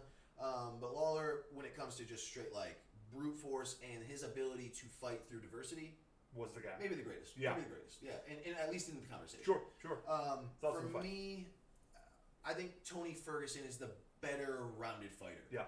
And pure power and his ability to get to the ground Yeah. and dismantle people. He's one of the rare guys I think beats you up. Yeah. Like standing ground, he doesn't give you room to breathe. Nope. So I apologize. I'm a Tony Ferguson. I'm Yeah, a Tony Ferguson guy, but I do think Pettis has all the ability to. I think it's going to be an exciting fight. But I do think Tony Ferguson. It might be a more exciting fight than the main event, to be honest with you. Okay, Yeah, that I might do. be true on that. Yeah. It might be true. I think if Pettis wins, it's going to be like he just caught him. He just caught him Sure. out of nowhere. Sure. That's the only way I see Pettis winning. So really, I pick Ferguson beating Pettis me too. probably in the second or third round. See, now I actually know these 2 fighters. Yeah, go for And it. of course, Ferguson. What is it? Him and Khabib, 4 fights, 5 Four. fights. I think. It's been 4. Fudge, man. I 2 pullouts from each. Yeah, Yep, yeah. 2 pullouts from each. But actually, I'm going Pettis because I think he will catch him. Cool. really, I like that. a lot actually. Yeah. And now the main event, probably one of the most divisive fights with one of the most divisive fighters. Yeah, you can't have a fight with Conor McGregor not being divisive. Yeah. Habib Nurmagomedov versus Conor McGregor. Your thoughts? I'll let you go first on this one. Yeah. I'm excited. Ooh, man. Is there a wrong answer? I don't think there's a wrong answer here. Well, I don't either. I I keep don't. looking at how long Conor has been shut down. Yep. Mm-hmm. There's no doubt Conor Conor is going to sell this thing out through the roof. His ability to talk, his ability to antagonize. He is a natural promoter, yeah. but plays great mental games with the fighters. He is UFC's Floyd Mayweather. Absolutely. 100%. There's a reason why they did so well selling that fight that should never have sold, because those two are just natural salespeople. Sure. When it comes to themselves. So I would lean toward Khabib right now, just from the fact I don't think Conor is going to come in like Conor, and I think Khabib's going to catch him early and put him on his back heels. I think it goes the distance. I just think he gets Conor on his heels. Okay. But that's So you my think thought. you think Khabib? I think Khabib. Okay. You want me to go first? Sure, please. All right, man. I actually pick Conor to win this one. And why? What about Conor do you think gives him the advantage? So I think there's something to be said about the mental edge that he has. I think he plays with people's emotions so well. And the video that I sent both of you earlier today, a really prime example of him doing his homework and just digging at Khabib. That is some dirt that he pulled on Khabib. And, for people that watch their press conference, you're a little lost. Maybe confusing. Confusing. But Khabib knew what he was talking about, and that's all that mattered. So I think he has a little bit of the mental edge. Now, where I think he beats him is, standing up. There, you can attest to this. There's a difference in a fighter that has to think versus one that does. Sure. Right? That just happens. knows. It's automatic. For me, talking about people out there, ultra instinct. Ultra instinct, exactly. And so I think when Khabib fights, it's really quick. But his stand-up, it's mechanical, right? He has almost wonky. He has to move every piece. Yeah. Even going to the ground, it's not till he gets you on your back, cornered against the cage, that he's doing his best. And that's just because he has such a strong base to him. And for me, I think he's going to try to attack Conor standing. And for me, Conor... Why do you think he's going to do that? To prove a point? Prove a point. Yeah. And it's just... You think he wants to beat Conor up? Well, the other thing is, when you're a wrestler... Yeah. The hardest thing to do is to keep wrestling. It wears you down more than any of the three facets of martial arts. Stand-up, wrestling, and jiu-jitsu. Jiu-jitsu is the longest lasting one, right? You can always go to that. You can always choke somebody out, right? Mm-hmm. Stand-up, you can catch someone, but your reaction becomes slower. Yeah. This is what happened with Chuck Liddell. You lose some power. You lose some power. You lose your timing. Yep. And so, but wrestling eats at your knees, your back, your core. And so as it goes on, as you go on, you just don't want to do it as much. Now, I think Khabib is mentally a strong person. 100%, yeah. His last is Al-Akinta proved that fight. He had him fight with Michael Johnson, right? Yep. He knows how to drag fights out. So, on the topic of wrestling, because I think that I agree with that. Yeah. Wrestling is easily the most physically detrimental, or kind of drains you the most. Yeah. He has proven that he can wrestle and beat people up for 5 rounds. Well, do you think that changes in this fight? Do you think somehow Conor changes that dynamic and he isn't capable of going the 5 rounds? He's the thing that in just countering that that one. I don't think Conor's a quitter. I think for Khabib to beat him, he has to submit him. You got to choke him out. Interesting. I think Conor will take every punch all day. He just has too much pride. I think I strongly disagree with that. Okay, let's go to the Floyd fight. Had that ref not stepped in, Conor wasn't gonna give up. I think he goes to sleep if the ref doesn't. He probably goes to sleep. Oh, probably yeah, saves he him. gets but knocked. And Conor wasn't gonna say no mas. No fighter really does that. Right, and so I mean, I just don't see. But you have to save a fighter from themselves sometimes. Of course, but I just don't think Conor was gonna give in. I think the perfect example of Conor giving up is Nate Diaz won. Sure. Nate Diaz won 2 rounds in. Right, and you see Conor literally physically just go, I don't have anything. Rolls over to his belly. We're talking about somebody that people love to put in a conversation of greatness. Yeah, right? Yeah. For me, never going to do that. 100%, I'm always on the opposite fence. You might be a little wrong about that. He is not a great fighter. And I'm going to disagree. And I'll tell you why. Tell me he's beaten 2 huge names. Mendez, Aldo. Mendez and Aldo. Okay? And name another one. Eddie Alvarez. Oh, I think those are the 2 ones for me. Yeah. Eddie Alvarez and Aldo, excuse me. And Mendez was really good. Was good at the time, but You tell somebody to name the top 50 He's fighters. the Cormier of that division at that time. No. Mendez is tier 2 compared to the other two guys. Tier 2 now, but back then he was. I mean, when he beat him, he was very good. Okay, so let's say he has 3 fighters under his belt. That's okay? a lot of fighters in MMA. That's name a heavyweight that's made it. George 3 St. fights. Pierre. We're talking about Anderson Silva. John Jones. But name Anderson 3 Silva. great fighters Anderson Silva beat. I don't even know if I can name 3 fighters that he's fought right now. Off the top of my head. Exactly. Right. He just cleaned that division, but he beat everybody. He beat everybody. But for me, it's hard for me to put Conor McGregor into it. The Aldo fight doesn't, for me, and this isn't a martial artist. He won. Yeah. But it doesn't strike me as a real win. And because 9 seconds in, if that fight goes longer than the first punch, right? Did the bell ring? Maybe it's a yeah, right, exactly. The bell rang, and I mean he won. I mean, I don't want to take away a win. Okay. But I do want to say it doesn't prove anything to me. It just doesn't. It proved almost everything to me. No, This guy was undefeated for 10 years. He was there. You would not have ever guessed in a million years that result would have happened. Tell me yes or no. No, I think Exactly. nobody would. But if they fight Because- 10 times, does he knock him out in 10 seconds 10 times? No, but he's probably going to knock him out again. In 10 fights, yes. Yeah. Does he win all 10? Nobody knows because No, it doesn't no, count. it- right? There is no decisive decision between who's a better fighter if you don't get to see them fight.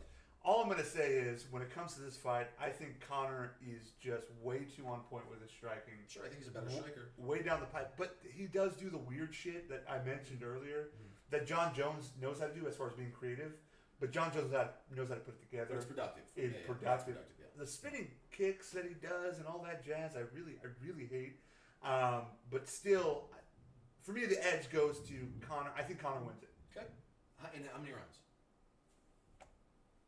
He guessed first, but he Yeah. also admitted he's been wrong before, which means that's the first time I've ever heard Conor doubt himself. Second round. Okay. For me, I think Khabib beats him up 4th round. I think it's What a happens in the TKO. 4th round? I think it's Okay. TKO 4th Okay. round. I think it's TKO 4th round. I don't How do you think think the Khabib fight wins. goes? I think it starts off. Conor looks great. He hits him. I think Yeah. Khabib. We all know Khabib has a good chin. He's been hit Yeah. for 40 fights. Yeah. Right, almost just about 40 fights. Khabib is terrible at closing the distance. He and is. Conor is great at striking right when that Yep. distance is coming together. But we have So- seen Conor. His tank isn't great compared to great fighters. His tank's not great. Let me just take a quick sidestep. You had mentioned the Nate Diaz-Conor fight, Yeah. and you said Conor gave up. But really what ended up happening was Nate Diaz caught Conor. Which, Yeah. as you know in And MMA... he wasn't prepared for that size. First time no. he had ever fought somebody at that weight. Did you took the fight on short notice? No. They were ready. No, that was But a he short. stepped That up. was, no, He that was stepped a up. short notice fight. It was within a couple. And one? Yeah, Couple the months. first one. Couple It was weeks. within a couple. Yeah, the first one was the short notice. Well, he was The second preparing fight for a he was fight. Week or preparing two. for. He was preparing for a fight, but not Nate Diaz. Yeah, which means he didn't have to cut, which means he just stays at natural weight. Sure. For me, that's It's not. a different fighter, though. Sure, of course. Of course it is. But Conor stepped into the realm of fighting He did, yeah. Eddie Alvarez on the same token. Eddie Alvarez wasn't preparing for Conor McGregor. No, I think He was preparing for... No, he wasn't. He was preparing for Khabib. That was when this whole thing started. Okay. Right? Because he stole that fight from Conor McGregor. It was pretty much a bench stone. Khabib was prepared. He was told that he was going to get the title shot. Yeah. And then Conor comes in and takes it from him. Eddie Okay. Alvarez was preparing for a wrestler. A strong Got it. wrestler. I think if they fight again, the fight is a different fight again. Right? Between Conor and For Alvarez. me, Conor McGregor has beaten people when a lot of stars have aligned really well. Okay. I do. I'm not taking away the fact that he's a great martial artist. Yeah. That is true. You cannot take away. You watch him. He is a great martial artist. He trains hard. The guy is amazing. He devotes his time to it. I'm not convinced yet. That doesn't mean he won't be. Yeah. I'm not convinced yet. He's So one of the greats. He goes in, knocks Khabib out clean. I think this is the second. This is where you. I think there's 3 tiers to becoming great. I think he's just think clean out the division. You have to start. You have to start beating really good people. He's done that. Yeah. I think you have to then beat somebody at the highest stage. I think this is that, and then you have to defend your titles, Mhm. which for me is the thing mostly that he's Yeah. lacking. So I've Khabib in 4 because I think he's a grinder. I think he eats Conor's punches, which I think Conor wins probably the first and maybe the second round. Okay. I think Khabib starts to break him in those rounds. Yeah. And I think into 3, Khabib turns the tide. Into Yeah. 4, Conor doesn't have an answer for, I'm kind of getting tired. Yeah. I don't have the power left. in Conor me. can't go to the ground. Yeah. That's what he has to fight first. Mhm. He has to fight wrestling, then worry about stand-up. Yeah. So here's a question with Conor though: how committed is he to keep fighting UFC? Well, he just signed a 6-fight contract, right? Did he? Including this, yeah. Okay, so He he's just that signed a committed. fight. Now, Well, that a lot doesn't of it comes down to whether he wants to accept the fight. Of course. Exactly. Yeah. I think if the fight doesn't line up with what he wants and the money he wants, He'll just walk away. yeah. And it's 6 fights, but X amount of years. It's probably 6 fights in 3 years, Something like and that. he won't do 6 fights in 3 years. No. He only did that so he could be guaranteed those fights if he wants to take them. Exactly. Yeah. I just think after he tasted the money from Floyd fight, Sure. I think he's going to have a hard time continuing to. Yeah. I don't think the UFC has a hard time giving him money though. Look at No. the whirlwind and attention. I just read yesterday that this is expected to break $3 million. This is supposed to be the biggest pay-per-view the UFC's ever had. And we're talking about relating it to what, 200, which was the biggest fight yeah, at the and time. I didn't know what the undercard was until yesterday. Super good undercard. Really good undercard. For me, I think the tertiary fights are the better fights on the card, just in terms of like being a martial artist. Also, Now, I just like the word tertiary. thank you. Yeah. Yeah. I appreciate It's you fun bringing word that to to this podcast. The Delegates. Yeah, I looked it up earlier. I was reading Awesome. the dictionary earlier. I think Conor McGregor's great. I don't think, for me, when I watched the press conference, it affected Khabib at all.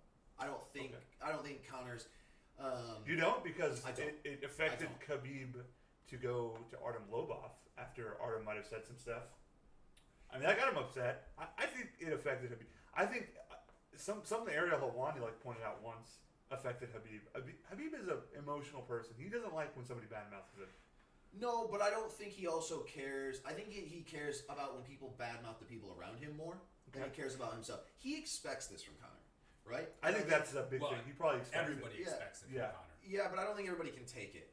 Absolutely not. Mendez couldn't take it, right? Neither could Aldo. And Neither Aldo could took it for far longer than anybody else, so I understand. Aldo broke For before like the 9 fight, months yeah. this was happening. Yeah, and you saw that with the fact that Conor literally knew what Aldo was going to come in with. Absolutely. The starting move. That's all, if you watch the fight over, not from exactly when the fight started, but watch when they're backstage. The warm-up. All Conor's doing is step back straight. Yep. Step back straight. Yep. Step back straight. He knew it. He Yeah. knew it. So I think he broke him before that. Yeah. For me, I don't think Khabib comes in scared at all. I just don't. I also don't. I think his background helps. I think his character helps. Sure. I think almost 40 fights is there's no way to gauge that, right? It's impossible to take that away from somebody. It's like boxers. As we had this conversation before, you take Lomachenko and Triple G. These guys, they've seen it. Yeah. They've seen it. Almost any and every If you scenario. think that Khabib has not gone against somebody that can punch harder than Conor McGregor, you're wrong. If you think that Khabib hasn't seen somebody that can trash talk him in the past, whether it be I don't know if Pro-Am, anybody stuff like that he's that. fought is as good of a striker as Conor McGregor. And that's all the facets of striking. Not as Maybe. strong, maybe that's but true. as Yeah. on point. But there's technical. somebody that's been able to do something of Sure. Conor's better than him. Sure. And he's handled it. And basically, I think what you're meaning is when he gets in dangerous waters, will he know what to do? I think just so, by too. experience he's capable. Yeah. I Does think that mean that wins you a fight? Certainly not. Yeah. Certainly not. But I do think in this circumstance, that trash talk, that his ability to come in and blah, blah, blah, blah, blah, I think Khabib loves it. I think he loves knowing that Conor is spending his time doing that, Sure. and he can just walk into this fight doing it. I think as far as spending his time doing that, I think it's just second nature to Conor. I think it's who he is. I will say this: some of the digs he was making Worse than that could get underneath Khabib's skin, because I don't know if anybody's went to that extent to go dig up. All that, dirt yeah. Conor is behind. very good at that. Yeah. And so that I could see if that gets underneath Khabib's skin, then that flips the tide completely. I just think that overall, Conor, although talked like he always does, Yeah. the thing that struck me is when he's like, "Well, I could be wrong," and I'm like, I have never seen him not confident to the point where. I will say this, and Yeah. I just don't know how much his heart is in it. I'll put it Right. that way. Yeah. I don't know if he has that much of a dog in this fight because watching him do He an doesn't interview have at to his own prove greatness workout, anymore. no, he doesn't. Right?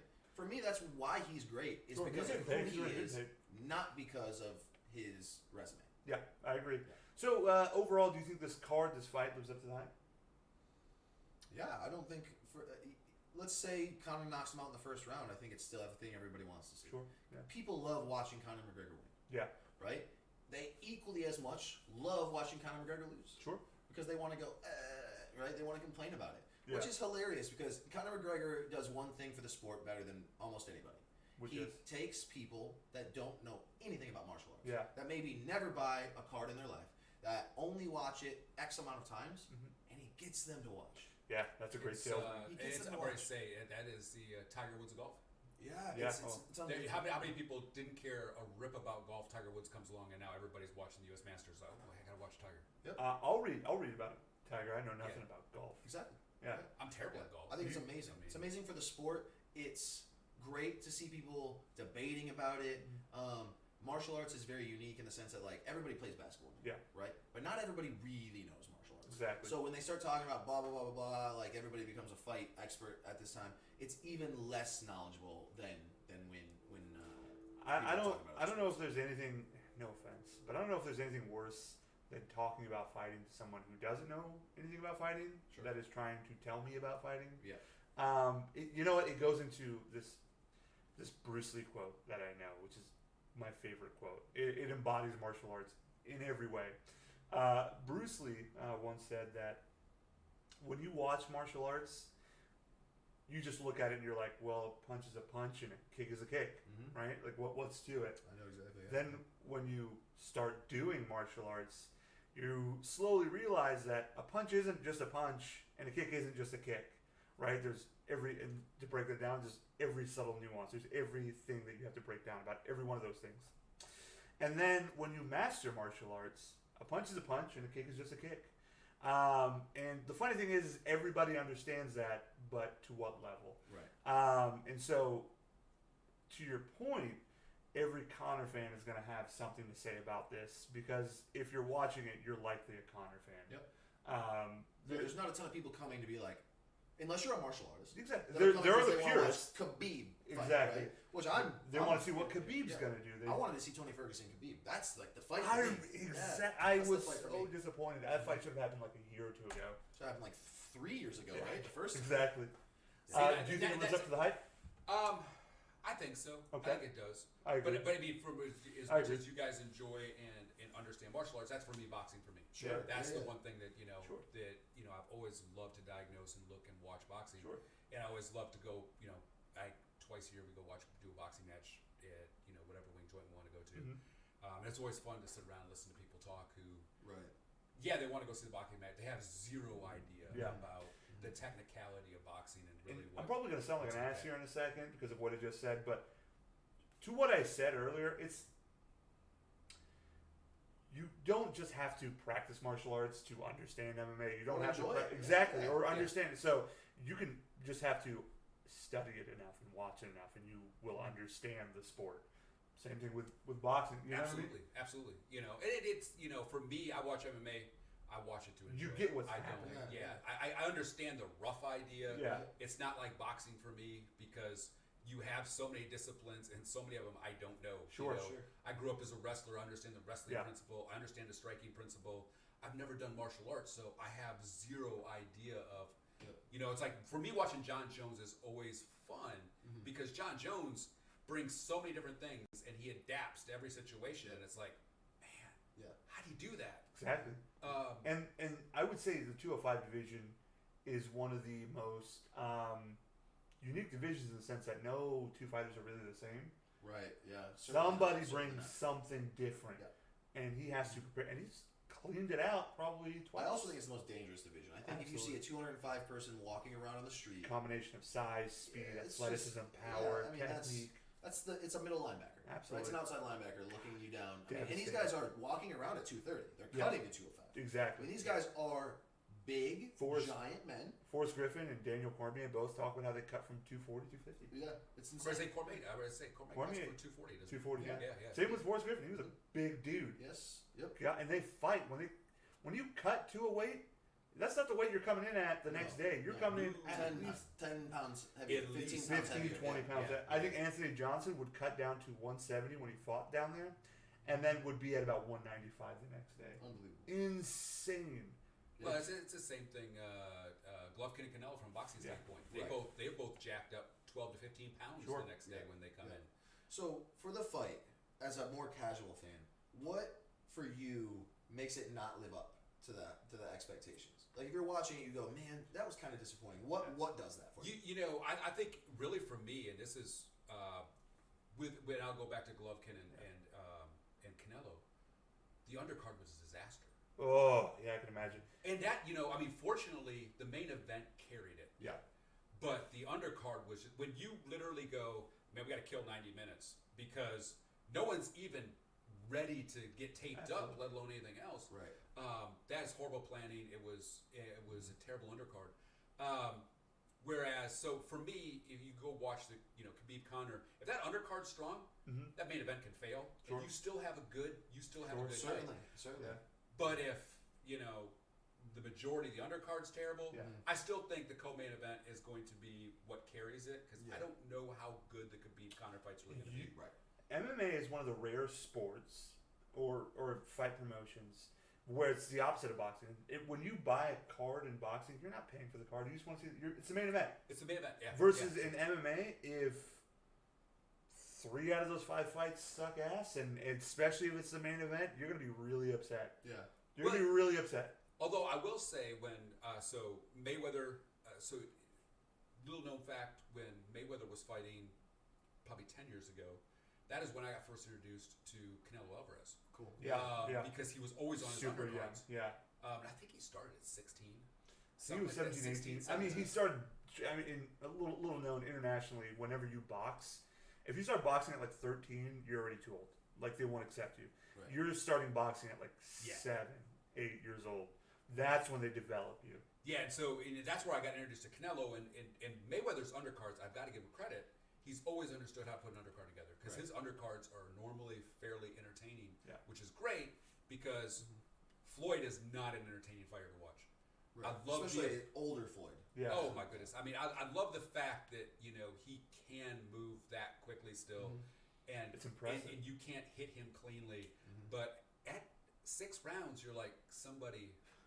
For the sake of somebody catch somebody. He somehow has caught everyone multiple times on height. Like he's made you believe that he might get knocked out.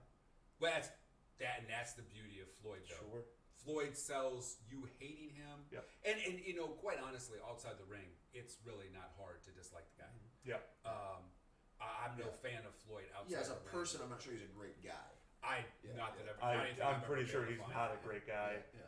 Domestic abuse several times. Yeah, I mean, there's nothing that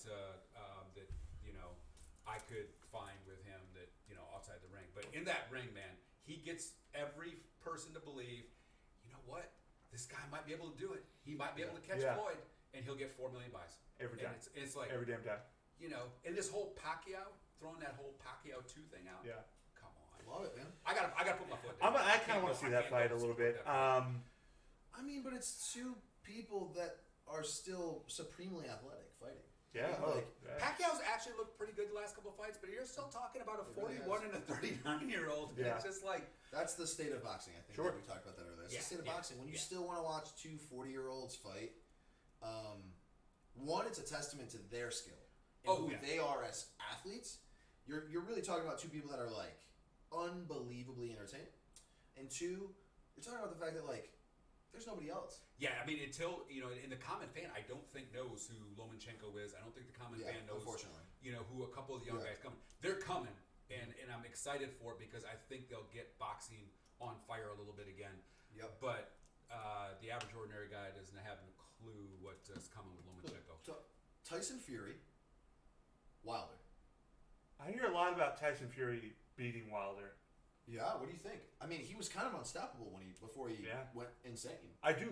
Yeah, he did. What was that? And he was literally insane for a while. I think I can believe that. Like, in general. He seemed like he needed meds. No, I'm not kidding. I think he was qualifiably insane for a second. Do you think that's a concussion issue? Man, boxing is a sport where there's a lot of people that come from backgrounds that aren't particularly fantastic. Correct. It's actually a sport where almost nobody that comes from a good background starts. Yeah, the boxers don't come in rich. No, it's not no. These guys are fighting for their lives, literally. Absolutely. A lot of the Well, time. yeah, They take want a to look get at- out of wherever they are. Oh, you take a look at where Golovkin came from, which is man, I just forgot the country. It's Russian. Not Dagestan. No, it's he's Kazakhstan. Kazakhstan. Kakistan. Kazakhstan. Kakistan. Welcome to the Delegates podcast. We're going to wrap things up pretty soon here. Woo! But I mean, you come out of that country, that Yeah. worn, torn. I mean, yeah, you did not grow up in a good environment. Absolutely. None of these. You none fought of for these your guys life. do. So I think it's a little bit of background. I think it's a little bit of the way he grew up. Sure. I think it's maybe he wasn't particularly educated as a kid. No, probably So it not. could be him as a person. But yeah, getting hit in the head a bunch of times from giant men doesn't help. I kind of like seeing the way Wilder fights. His name exemplifies it a little bit. He seems barbaric and savage when he smells blood. He looks like he hurts. Mm-hmm. Oh, I'm sure he does. How do you think that fight would go? If it's Tyson Fury of the past, I think he can win that fight. Okay. I do. But I think Wilder is like, you couldn't be more in your prime than Sure, I agree. Wilder and Jacobs. 32, right? yeah. Or Joshua. Yeah. Like these guys are. That's the real fight, right? Wilder, That's Joshua. the real fight. Joshua, The only reason that I fight's like not him. happening is because I think Joshua has to take an opponent right now Okay. for 'Cause of one of the the regulations. yeah. For one of the belt regulations. WBA Yeah. or WBC? One of them. I think Wilder might have WBA. Okay. And maybe Joshua's WBC Yeah. or something like that. But one of those things, I think Joshua has to take a fight. I think So, was there any other thoughts on that? that's for me. I just We're- wanted to put that in because it was exciting. It is exciting. We're closing in on time, so we're gonna have another awkward transition for you folks. We're gonna talk some NFL scores of last week, any glaring thoughts, and then quick predictions on this week's games. Exciting. Cool. So last week, Vikings Rams, 31-38 Rams. Any thoughts on that? Good luck stopping the Rams offense. No, That is yeah, my, exactly. That is my thoughts. It was a fun game to watch, actually. Yeah. Um, Goff has showed up. Goff has showed up. The play calling showed up. That defense is pretty stout. He's had like 3 or 4 throws over 60 yards for touchdown Yes. for completions. Just Yeah. like Cooper Kupp is great. buckets, dude. Man, Woods is the other receiver. Todd Gurley's showing up. Absolutely. You had the Texans Colts going to overtime. Texans won finally 37-34. Yep. Yeah, and one of the dumbest moves I think I've seen the Colts actually pull off with going forward on 4th down and 4. Yeah. I mean, I know that you don't want to go for the tie and so on and so forth, but you don't give them that short. Yeah. You miss, which they did. You don't give the Texans. I that sort think of the field advantage. Colts head coach was like, okay, we got to finish this game soon somehow because Yeah. I need to see the Ravens He was and hungry. Steelers play Yeah. tonight. He was all about that He Sunday was night going to a football game. smoker. It's- And, he yeah. was gonna go to- a really close game between the Barbecue Bills and the Packers. 22-0 Packers win. Yeah, I don't know if you saw how Aaron Rodgers has went off on that offense all week long. Sure. And it's not the offensive players he's going off on. He's going off on Mike McCarthy and his play calling and lack thereof. I think Aaron Rodgers and Matthew Stafford, who's my guy, Matthew Stafford, both have been slightly underwhelming this year so far.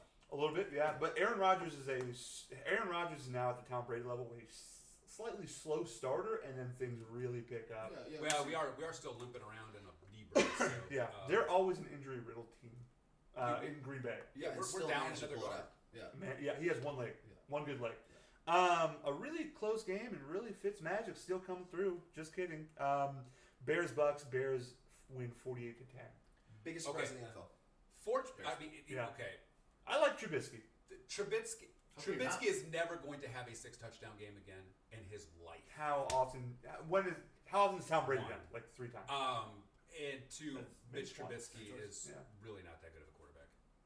For I think me, it says I think more he's He a is young about- showing quarterback. up right now. I think he's a good young quarterback. I think he's growing up as the season goes. Absolutely, I agree. I think it's I think it's more of a testament to the Bucks have 4 rookies in that defensive backfield, and But But they have a strong front seven. I was just gonna say they their haven't line is showed up phenomenal. much though. That defense is really not For showing me, Bears' biggest surprise of the So far the right now, NFL so absolutely. far. Yeah. Or Well, the yeah, Jets' that record defense right is- now is being 3-1. I know they just lost to the Patriots. I don't even care to highlight that game, but I'm sorry, the Dolphins' record 3-1. They just lost the to the Jets Patriots. made it to 3-1. How'd that No, happen? they're at 1-3. Dolphins lose to the Patriots 7-38, and I don't give a shit. Welcome to the Dolphins. Yeah, There we go. It's to be expected, I think. Yeah, Um, they'll have their good games, they'll have their bad games. They'll end above 50%. But You think it's gonna be an 8-8 season for the Patriots? No. I think the Patriots will have. Oh, I'm sorry, the Dolphins. The Dolphins. Yeah, I think they'll end up above 50%. Yeah, absolutely. Yeah. I think it was capitalizing on some garbage teams. Lions lose to the Cowboys 24-26. Yeah. Finally, the Cowboys play calling kind of wakes up a little bit. I still think those coaches should be fired.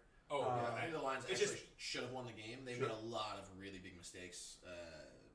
Defensively, I would Scott agree. Linehan has to go at some point. Absolutely. I don't see him making it. No. You talk about the Bears being the biggest surprise. I talk about the Bengals being the biggest surprise. At 3-1 right now, they beat the Falcons 37-36. I think they're top 5 teams in the league.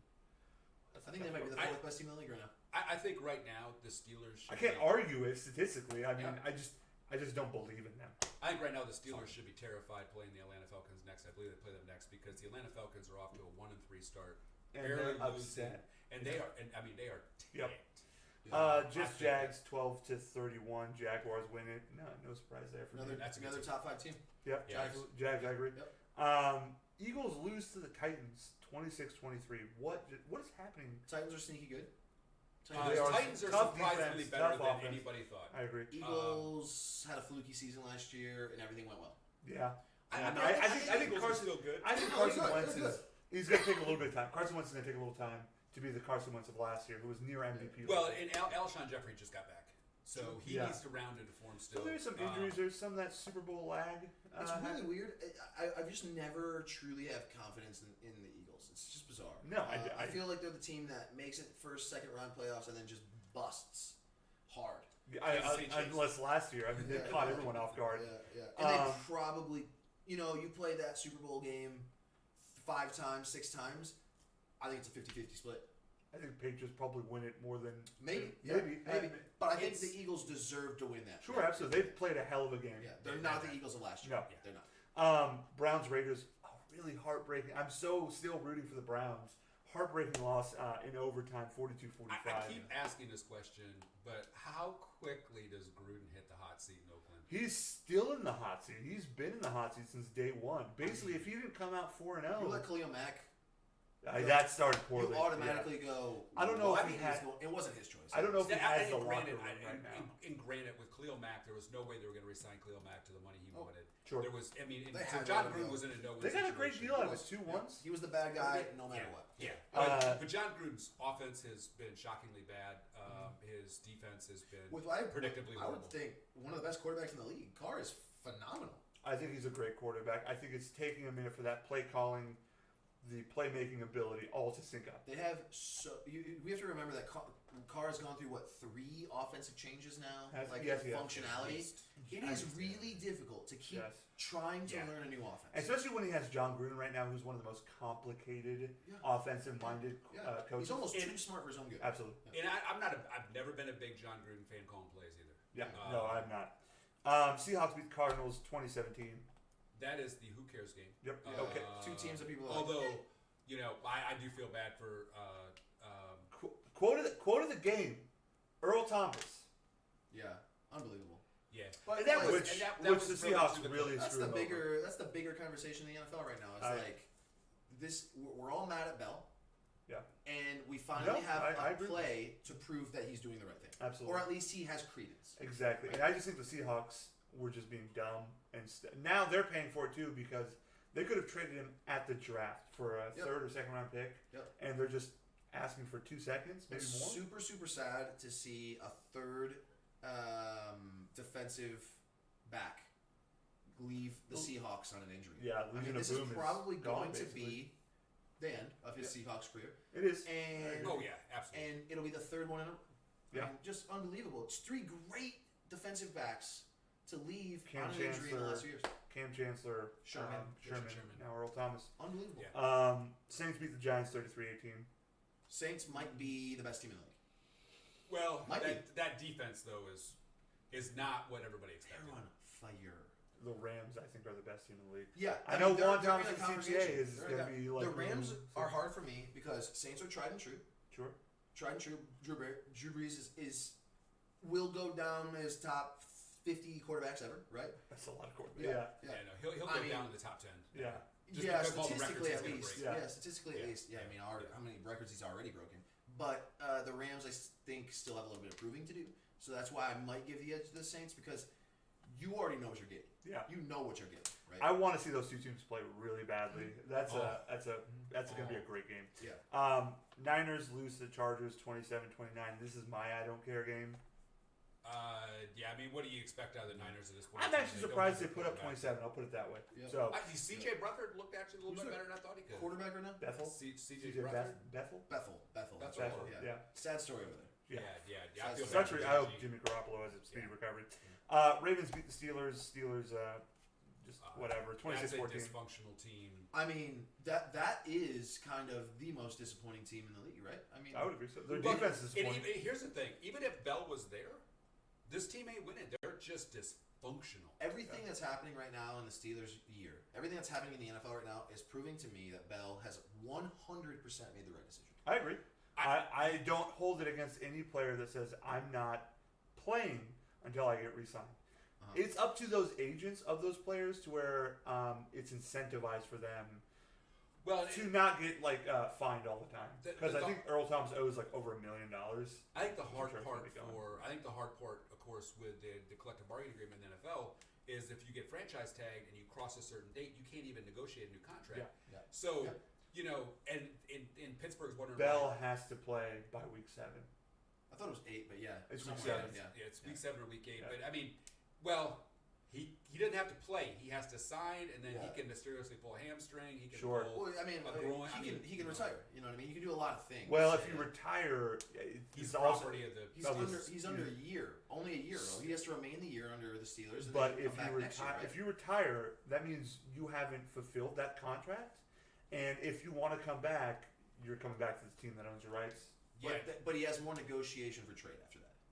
If he goes through the rest of the year as a retirement, he comes back into the trade negotiations. Actually, not really, because It depends on the team. it's difficult for the Steelers because the Steelers have to convince the team to give them a draft pick, a good one, because he's a good player, and then also re-sign Le'Veon Bell, which you're going to give him $15, $17 You million have to have a a year. lot of money to be able to Exactly, do there that. aren't that many teams in that But situation. there's not very many running backs worth that conversation. He's one of them. He's like one of 4. Yeah, he's Oh, one yeah, of yeah, the absolutely. conversations. He's So if a- he does that and that happens, he's one of the backs that actually has a chance to go, nope, retire, come back, let's talk about negotiations. I think if he ever retired and said, I'll come back or whatever, he'll still be pretty damn good.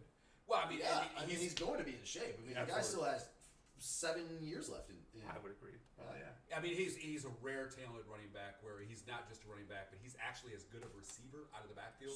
Sure. Slot receiver, Yep. split wide, as he is a running back, which is such a rare talent. Open field. I mean, Yeah. there's very few people. And as they good hand as him him. the ball a lot. Statistically, he touches the ball more than any other running back. And you in don't the league. get a real clean shot at him. No, you don't. He's really slippery, good. Slightly He's injury slippery. prone.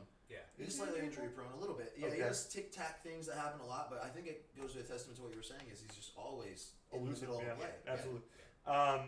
Chiefs beat the Broncos 27-23. This is the first time I've seen Patrick Mahomes look human. Well, in the first 3 quarters, but the fourth quarter he turned. Loved Yeah. that he's capable of taking a game that looks like he could lose and still being unbelievably functional. Absolutely. Here's Great poise. Good job on Andy Reid to coach him up. I would say Andy Reid one of the here's best. Also, the front office going, give me him. Yeah, for trading up for him. What an eye. Yeah. Okay, What an so here's 2 things. Patrick Mahomes is a perfect example of why you do not rush a quarterback to play the rookie year. Absolutely, I agree. And let him sit and actually absorb Yep. what's going on. Sitting behind Alex Smith and Andy Reid is one of the Two. best things. The biggest thing to me, and the reason why a lot of quarterbacks fail, is the system and the coach they get. And you talk about a guy that fell into the perfect system with the perfect coach. And the perfect Patrick- lead, yeah. Yeah, Patrick Mahomes hit the jackpot. I mean, he's got the best weapons in the NFL. And they're only going to Hill add can- more. Yeah. I mean, I just have to believe that. Even Andy Reid Tyreek Hill, deserves Sammy a freaking Watkins, Super Bowl. Travis Kelce, I will agree with that. Kareem Hunt. Yeah. I mean, good Yeah. grief. Yeah. Great team. I mean, And take good away one of defense. those guys, and you're still talking about one of the best cores in the Yeah, league. but you're right. He didn't play particularly well in the first half. Actually, all the way through the first 3 quarters, he came out that fourth quarter and kept his composure, didn't melt down, played extremely well. Really proud to Just see. how smart, man. Just Yeah. smart plays. He doesn't make mistakes. No, you not. don't have to He's- be amazing. He's You poised. have to be good Yeah. all the And he time, plays consistently inside. good. Absolutely. Yeah. Fun fact: he has more completions with his left hand than he has interceptions on the game. 1. That is a pretty good fact. Pretty cool fact. I knew there was a reason why we wanted you here for 2 hours. I think almost we're close. We're closing this. So we're week 5 right now. We're just gonna say which team's gonna win these games. Cool. Quick hits. So right now, Colts Patriots playing Patriots. Yeah, Patriots. Yeah. Okay. Yeah. Broncos Jets. Broncos. Jets. Okay. I'm gonna go Broncos. Yeah. Jets have been proven to be tough, so it wouldn't surprise me. They got decent defense. Packers Lions. All right, there's a little fun fact with this one before he guesses. Oh, you're not gonna like this fun fact. It's the Lions are the only team to lose 100 games to one team, and that is Green Bay. Yeah, 170-7. I picked the Lions. I think the Lions. I mean, even if I thought they were going to lose, I would still pick the Lions. It's the Lions. I'm going to actually pick Green Bay. I'm not really that confident about it because our offense is. I just read today our injury report. Our top 3 receivers were all sitting on it and out of practice today. So Not good. Also, I think there's been like 2 games where the Lions Should've. probably could have. They should've beat the Cowboys. It's the Lions talk, right? Yeah. Like you make so many small things that at the end of the game you go, "Wow, we could have won that." That Jets game was really a fluke game in my It opinion. was a fluke game. I think new system. The Jets also really understood what was going on. Absolutely. In a bad way. I don't think the Lions were ready to open it The up. Jets had nothing to lose. in the Lions, I think the players, the big comment was they were uncomfortable with Patricia still. I think they're getting more and more comfortable. I think you with see style. it happening. They're ready to play for them. Yeah. Yes. They looked at that first game. They looked like they weren't comfortable with Matt Patricia and what he was doing. And It looked like a preseason game that was carried into the regular. Absolutely. That happened to a lot of teams week 1. Certainly did. Giants versus the Panthers. I think Saquon Barkley might get a reality check this game a little bit. I picked the Panthers. yeah, I take the Panthers. I'm a Panthers guy. I have no faith in the Giants. Okay. Titans Bills. Titans. Falcons Steelers. Falcons. Ooh yeah, Falcons. And I don't think it's because either of those teams are really great. I think I'm gonna call the upset. I just think the Falcons are angry. Absolutely. I'm gonna call the upset on this game. Ravens Browns. I'm gonna pick the Browns. I think the Ravens. You know, I'm actually, Ravens and I are really tough. hate to do this. I'm actually going to agree with Nabil. I think the Browns sneak one out. Yeah, I think the Browns can win any game, anytime because of how young and fun they are. Yeah. But I think the Ravens are better. That's a team that's certainly on the up and up. Dolphins Bengals both 3-1 in Cincinnati. I'm choosing the Bengals. Bengals. Like I said, I think they're the top 5 teams in the league. Okay. I'll agree with that. I'll agree with that. Yeah. Andy Dalton's putting it on some, offensively he's putting it on. Yeah. Jaguars Chiefs, man. This is going to be a fun game. This left-handed Who stat would've might thought go at least even. That you go Jaguars Chiefs game of the week for me. Season at this Game of point in the week. time almost. Yeah. I mean, you're talking about the greatest game we've seen so far. It should be. Yeah. Yeah. Chess match wise, it's not going to be like an aerial show. I think it's going to be a chess match all the way through. I'm saying Jags. I think the Chiefs. Okay. I think the Chiefs. I'm actually going to go Chiefs just because Ramsey started opening his mouth with Tyreek Hill, and I think he's going to pay the price Okay. on that one. Yeah, I think Tyreek Hill is going to have a big play at that game. Raiders Chargers. Chargers. Well, Yeah, I think the Raiders have. I think once they start piecing. I'm gonna together, say Raiders because I think the Chargers have some injuries on their team. I'm going to go Chargers just because they're off to a slow start again. They're a better team than they've been playing. I think And that's why I'm saying the Raiders. I think the Raiders just outscore them this week. I agree. I do. I just think they outscore them. Vikings Eagles in Philadelphia. It's been a great game the last few seasons. Yeah. I think the Vikings could easily be undefeated this year, and they athletically kind of should be. Mm-hmm. They're so good. I have the Vikings not 100% confident. So the Vikings defense has actually shocked me. Yeah. They have been shockingly bad. Bad. And I think that the rust for Carson Wentz is starting to fall off. I think the Eagles win. I think the Eagles win too. I'm not too confident about that, but I think the Eagles win.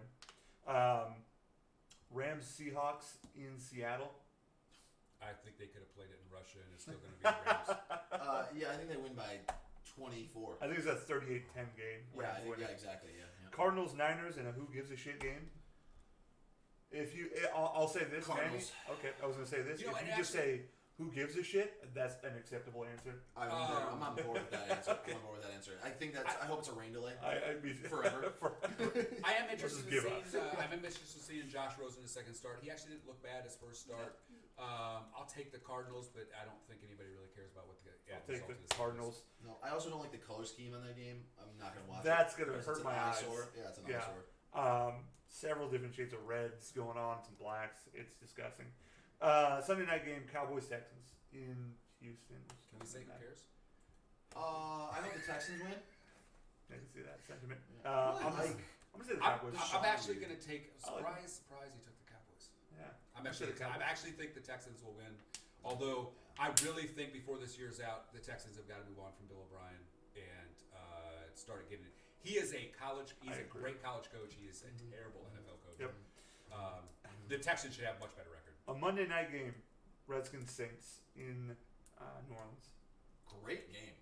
It's surprisingly a good game. Saints. I think it's going to be an awesome game. I think it's gonna be a tough game. So I honestly think this is going to be about 48-10 Saints. I think the Saints are going to tune them up. I think it's gonna be a closer game. I think it's gonna be a battle back and forth a little bit, but I think the Saints win it because Monday they're just a little too far ahead. Okay, so here's by 201 yards is all Drew Brees has got to do to pass Peyton Manning for the most yards passed in NFL That's history. gonna happen. That is going to energize that Saints offense. The Washington defense is shaky at best. But their offense is poised, and I think their defense keeps them in games a little bit. Yeah, they're really good. And they're surprising. Their front seven is good. I also do think on the opposite of that, we've seen a lot of those times where we're searching for milestones and it's backfires because they're searching so hard that they're so focused on something that this becomes kind of like a shootout. I don't know if Drew Brees really cares about that. I mean, I think Drew Brees it's in his head. It's in his head. I think everybody cares about it. I think Drew Brees is so. You're gonna hear it about a league million times. Unfortunately, about that record, you're gonna hear about announcers tend to beat up things that a lot of the players don't care about. But pregame, those announcers have interviewed Drew Brees several times, asking him about that, asking the coaching staff, asking his teammates. They know. Yeah, I think his teammates will be more likely to be like, I want to do this for Drew. Yeah. Than Drew is. I think he's in it to win the game. But I do think he cares too. I think Kamara has to show up. Kamara's a big factor in that game, and I like him a lot. He's another 3 touchdowns deep last week. Was he? Yeah, 3 touchdowns deep last week, man. He played a beautiful game. He's another one of the rare running Marshall. backs. You can split him out as a wide receiver. He can run the full route tree as well as come out of that backfield. I think that was one of his. He had like a amazing 60-yard catch for a touchdown last week. Yeah, he's a good player. I like him. He's very good. He's young. He's super talented. Yeah, a little. Really good. I don't think anybody really saw him coming. No, I think those are the best backs. Yeah. For me, it's almost never the back. Like, Connor Williams in Pittsburgh. I wouldn't know. Is it Connor Williams? No, James Conner. James Conner. I wouldn't have guessed. Connor Williams is a lineman. From Pitt. I mean, but Jesus. The Cowboys offensive line. And a UT lineman. Well, guys, that's our show. I'm your host, Nabil. Co-host Neil.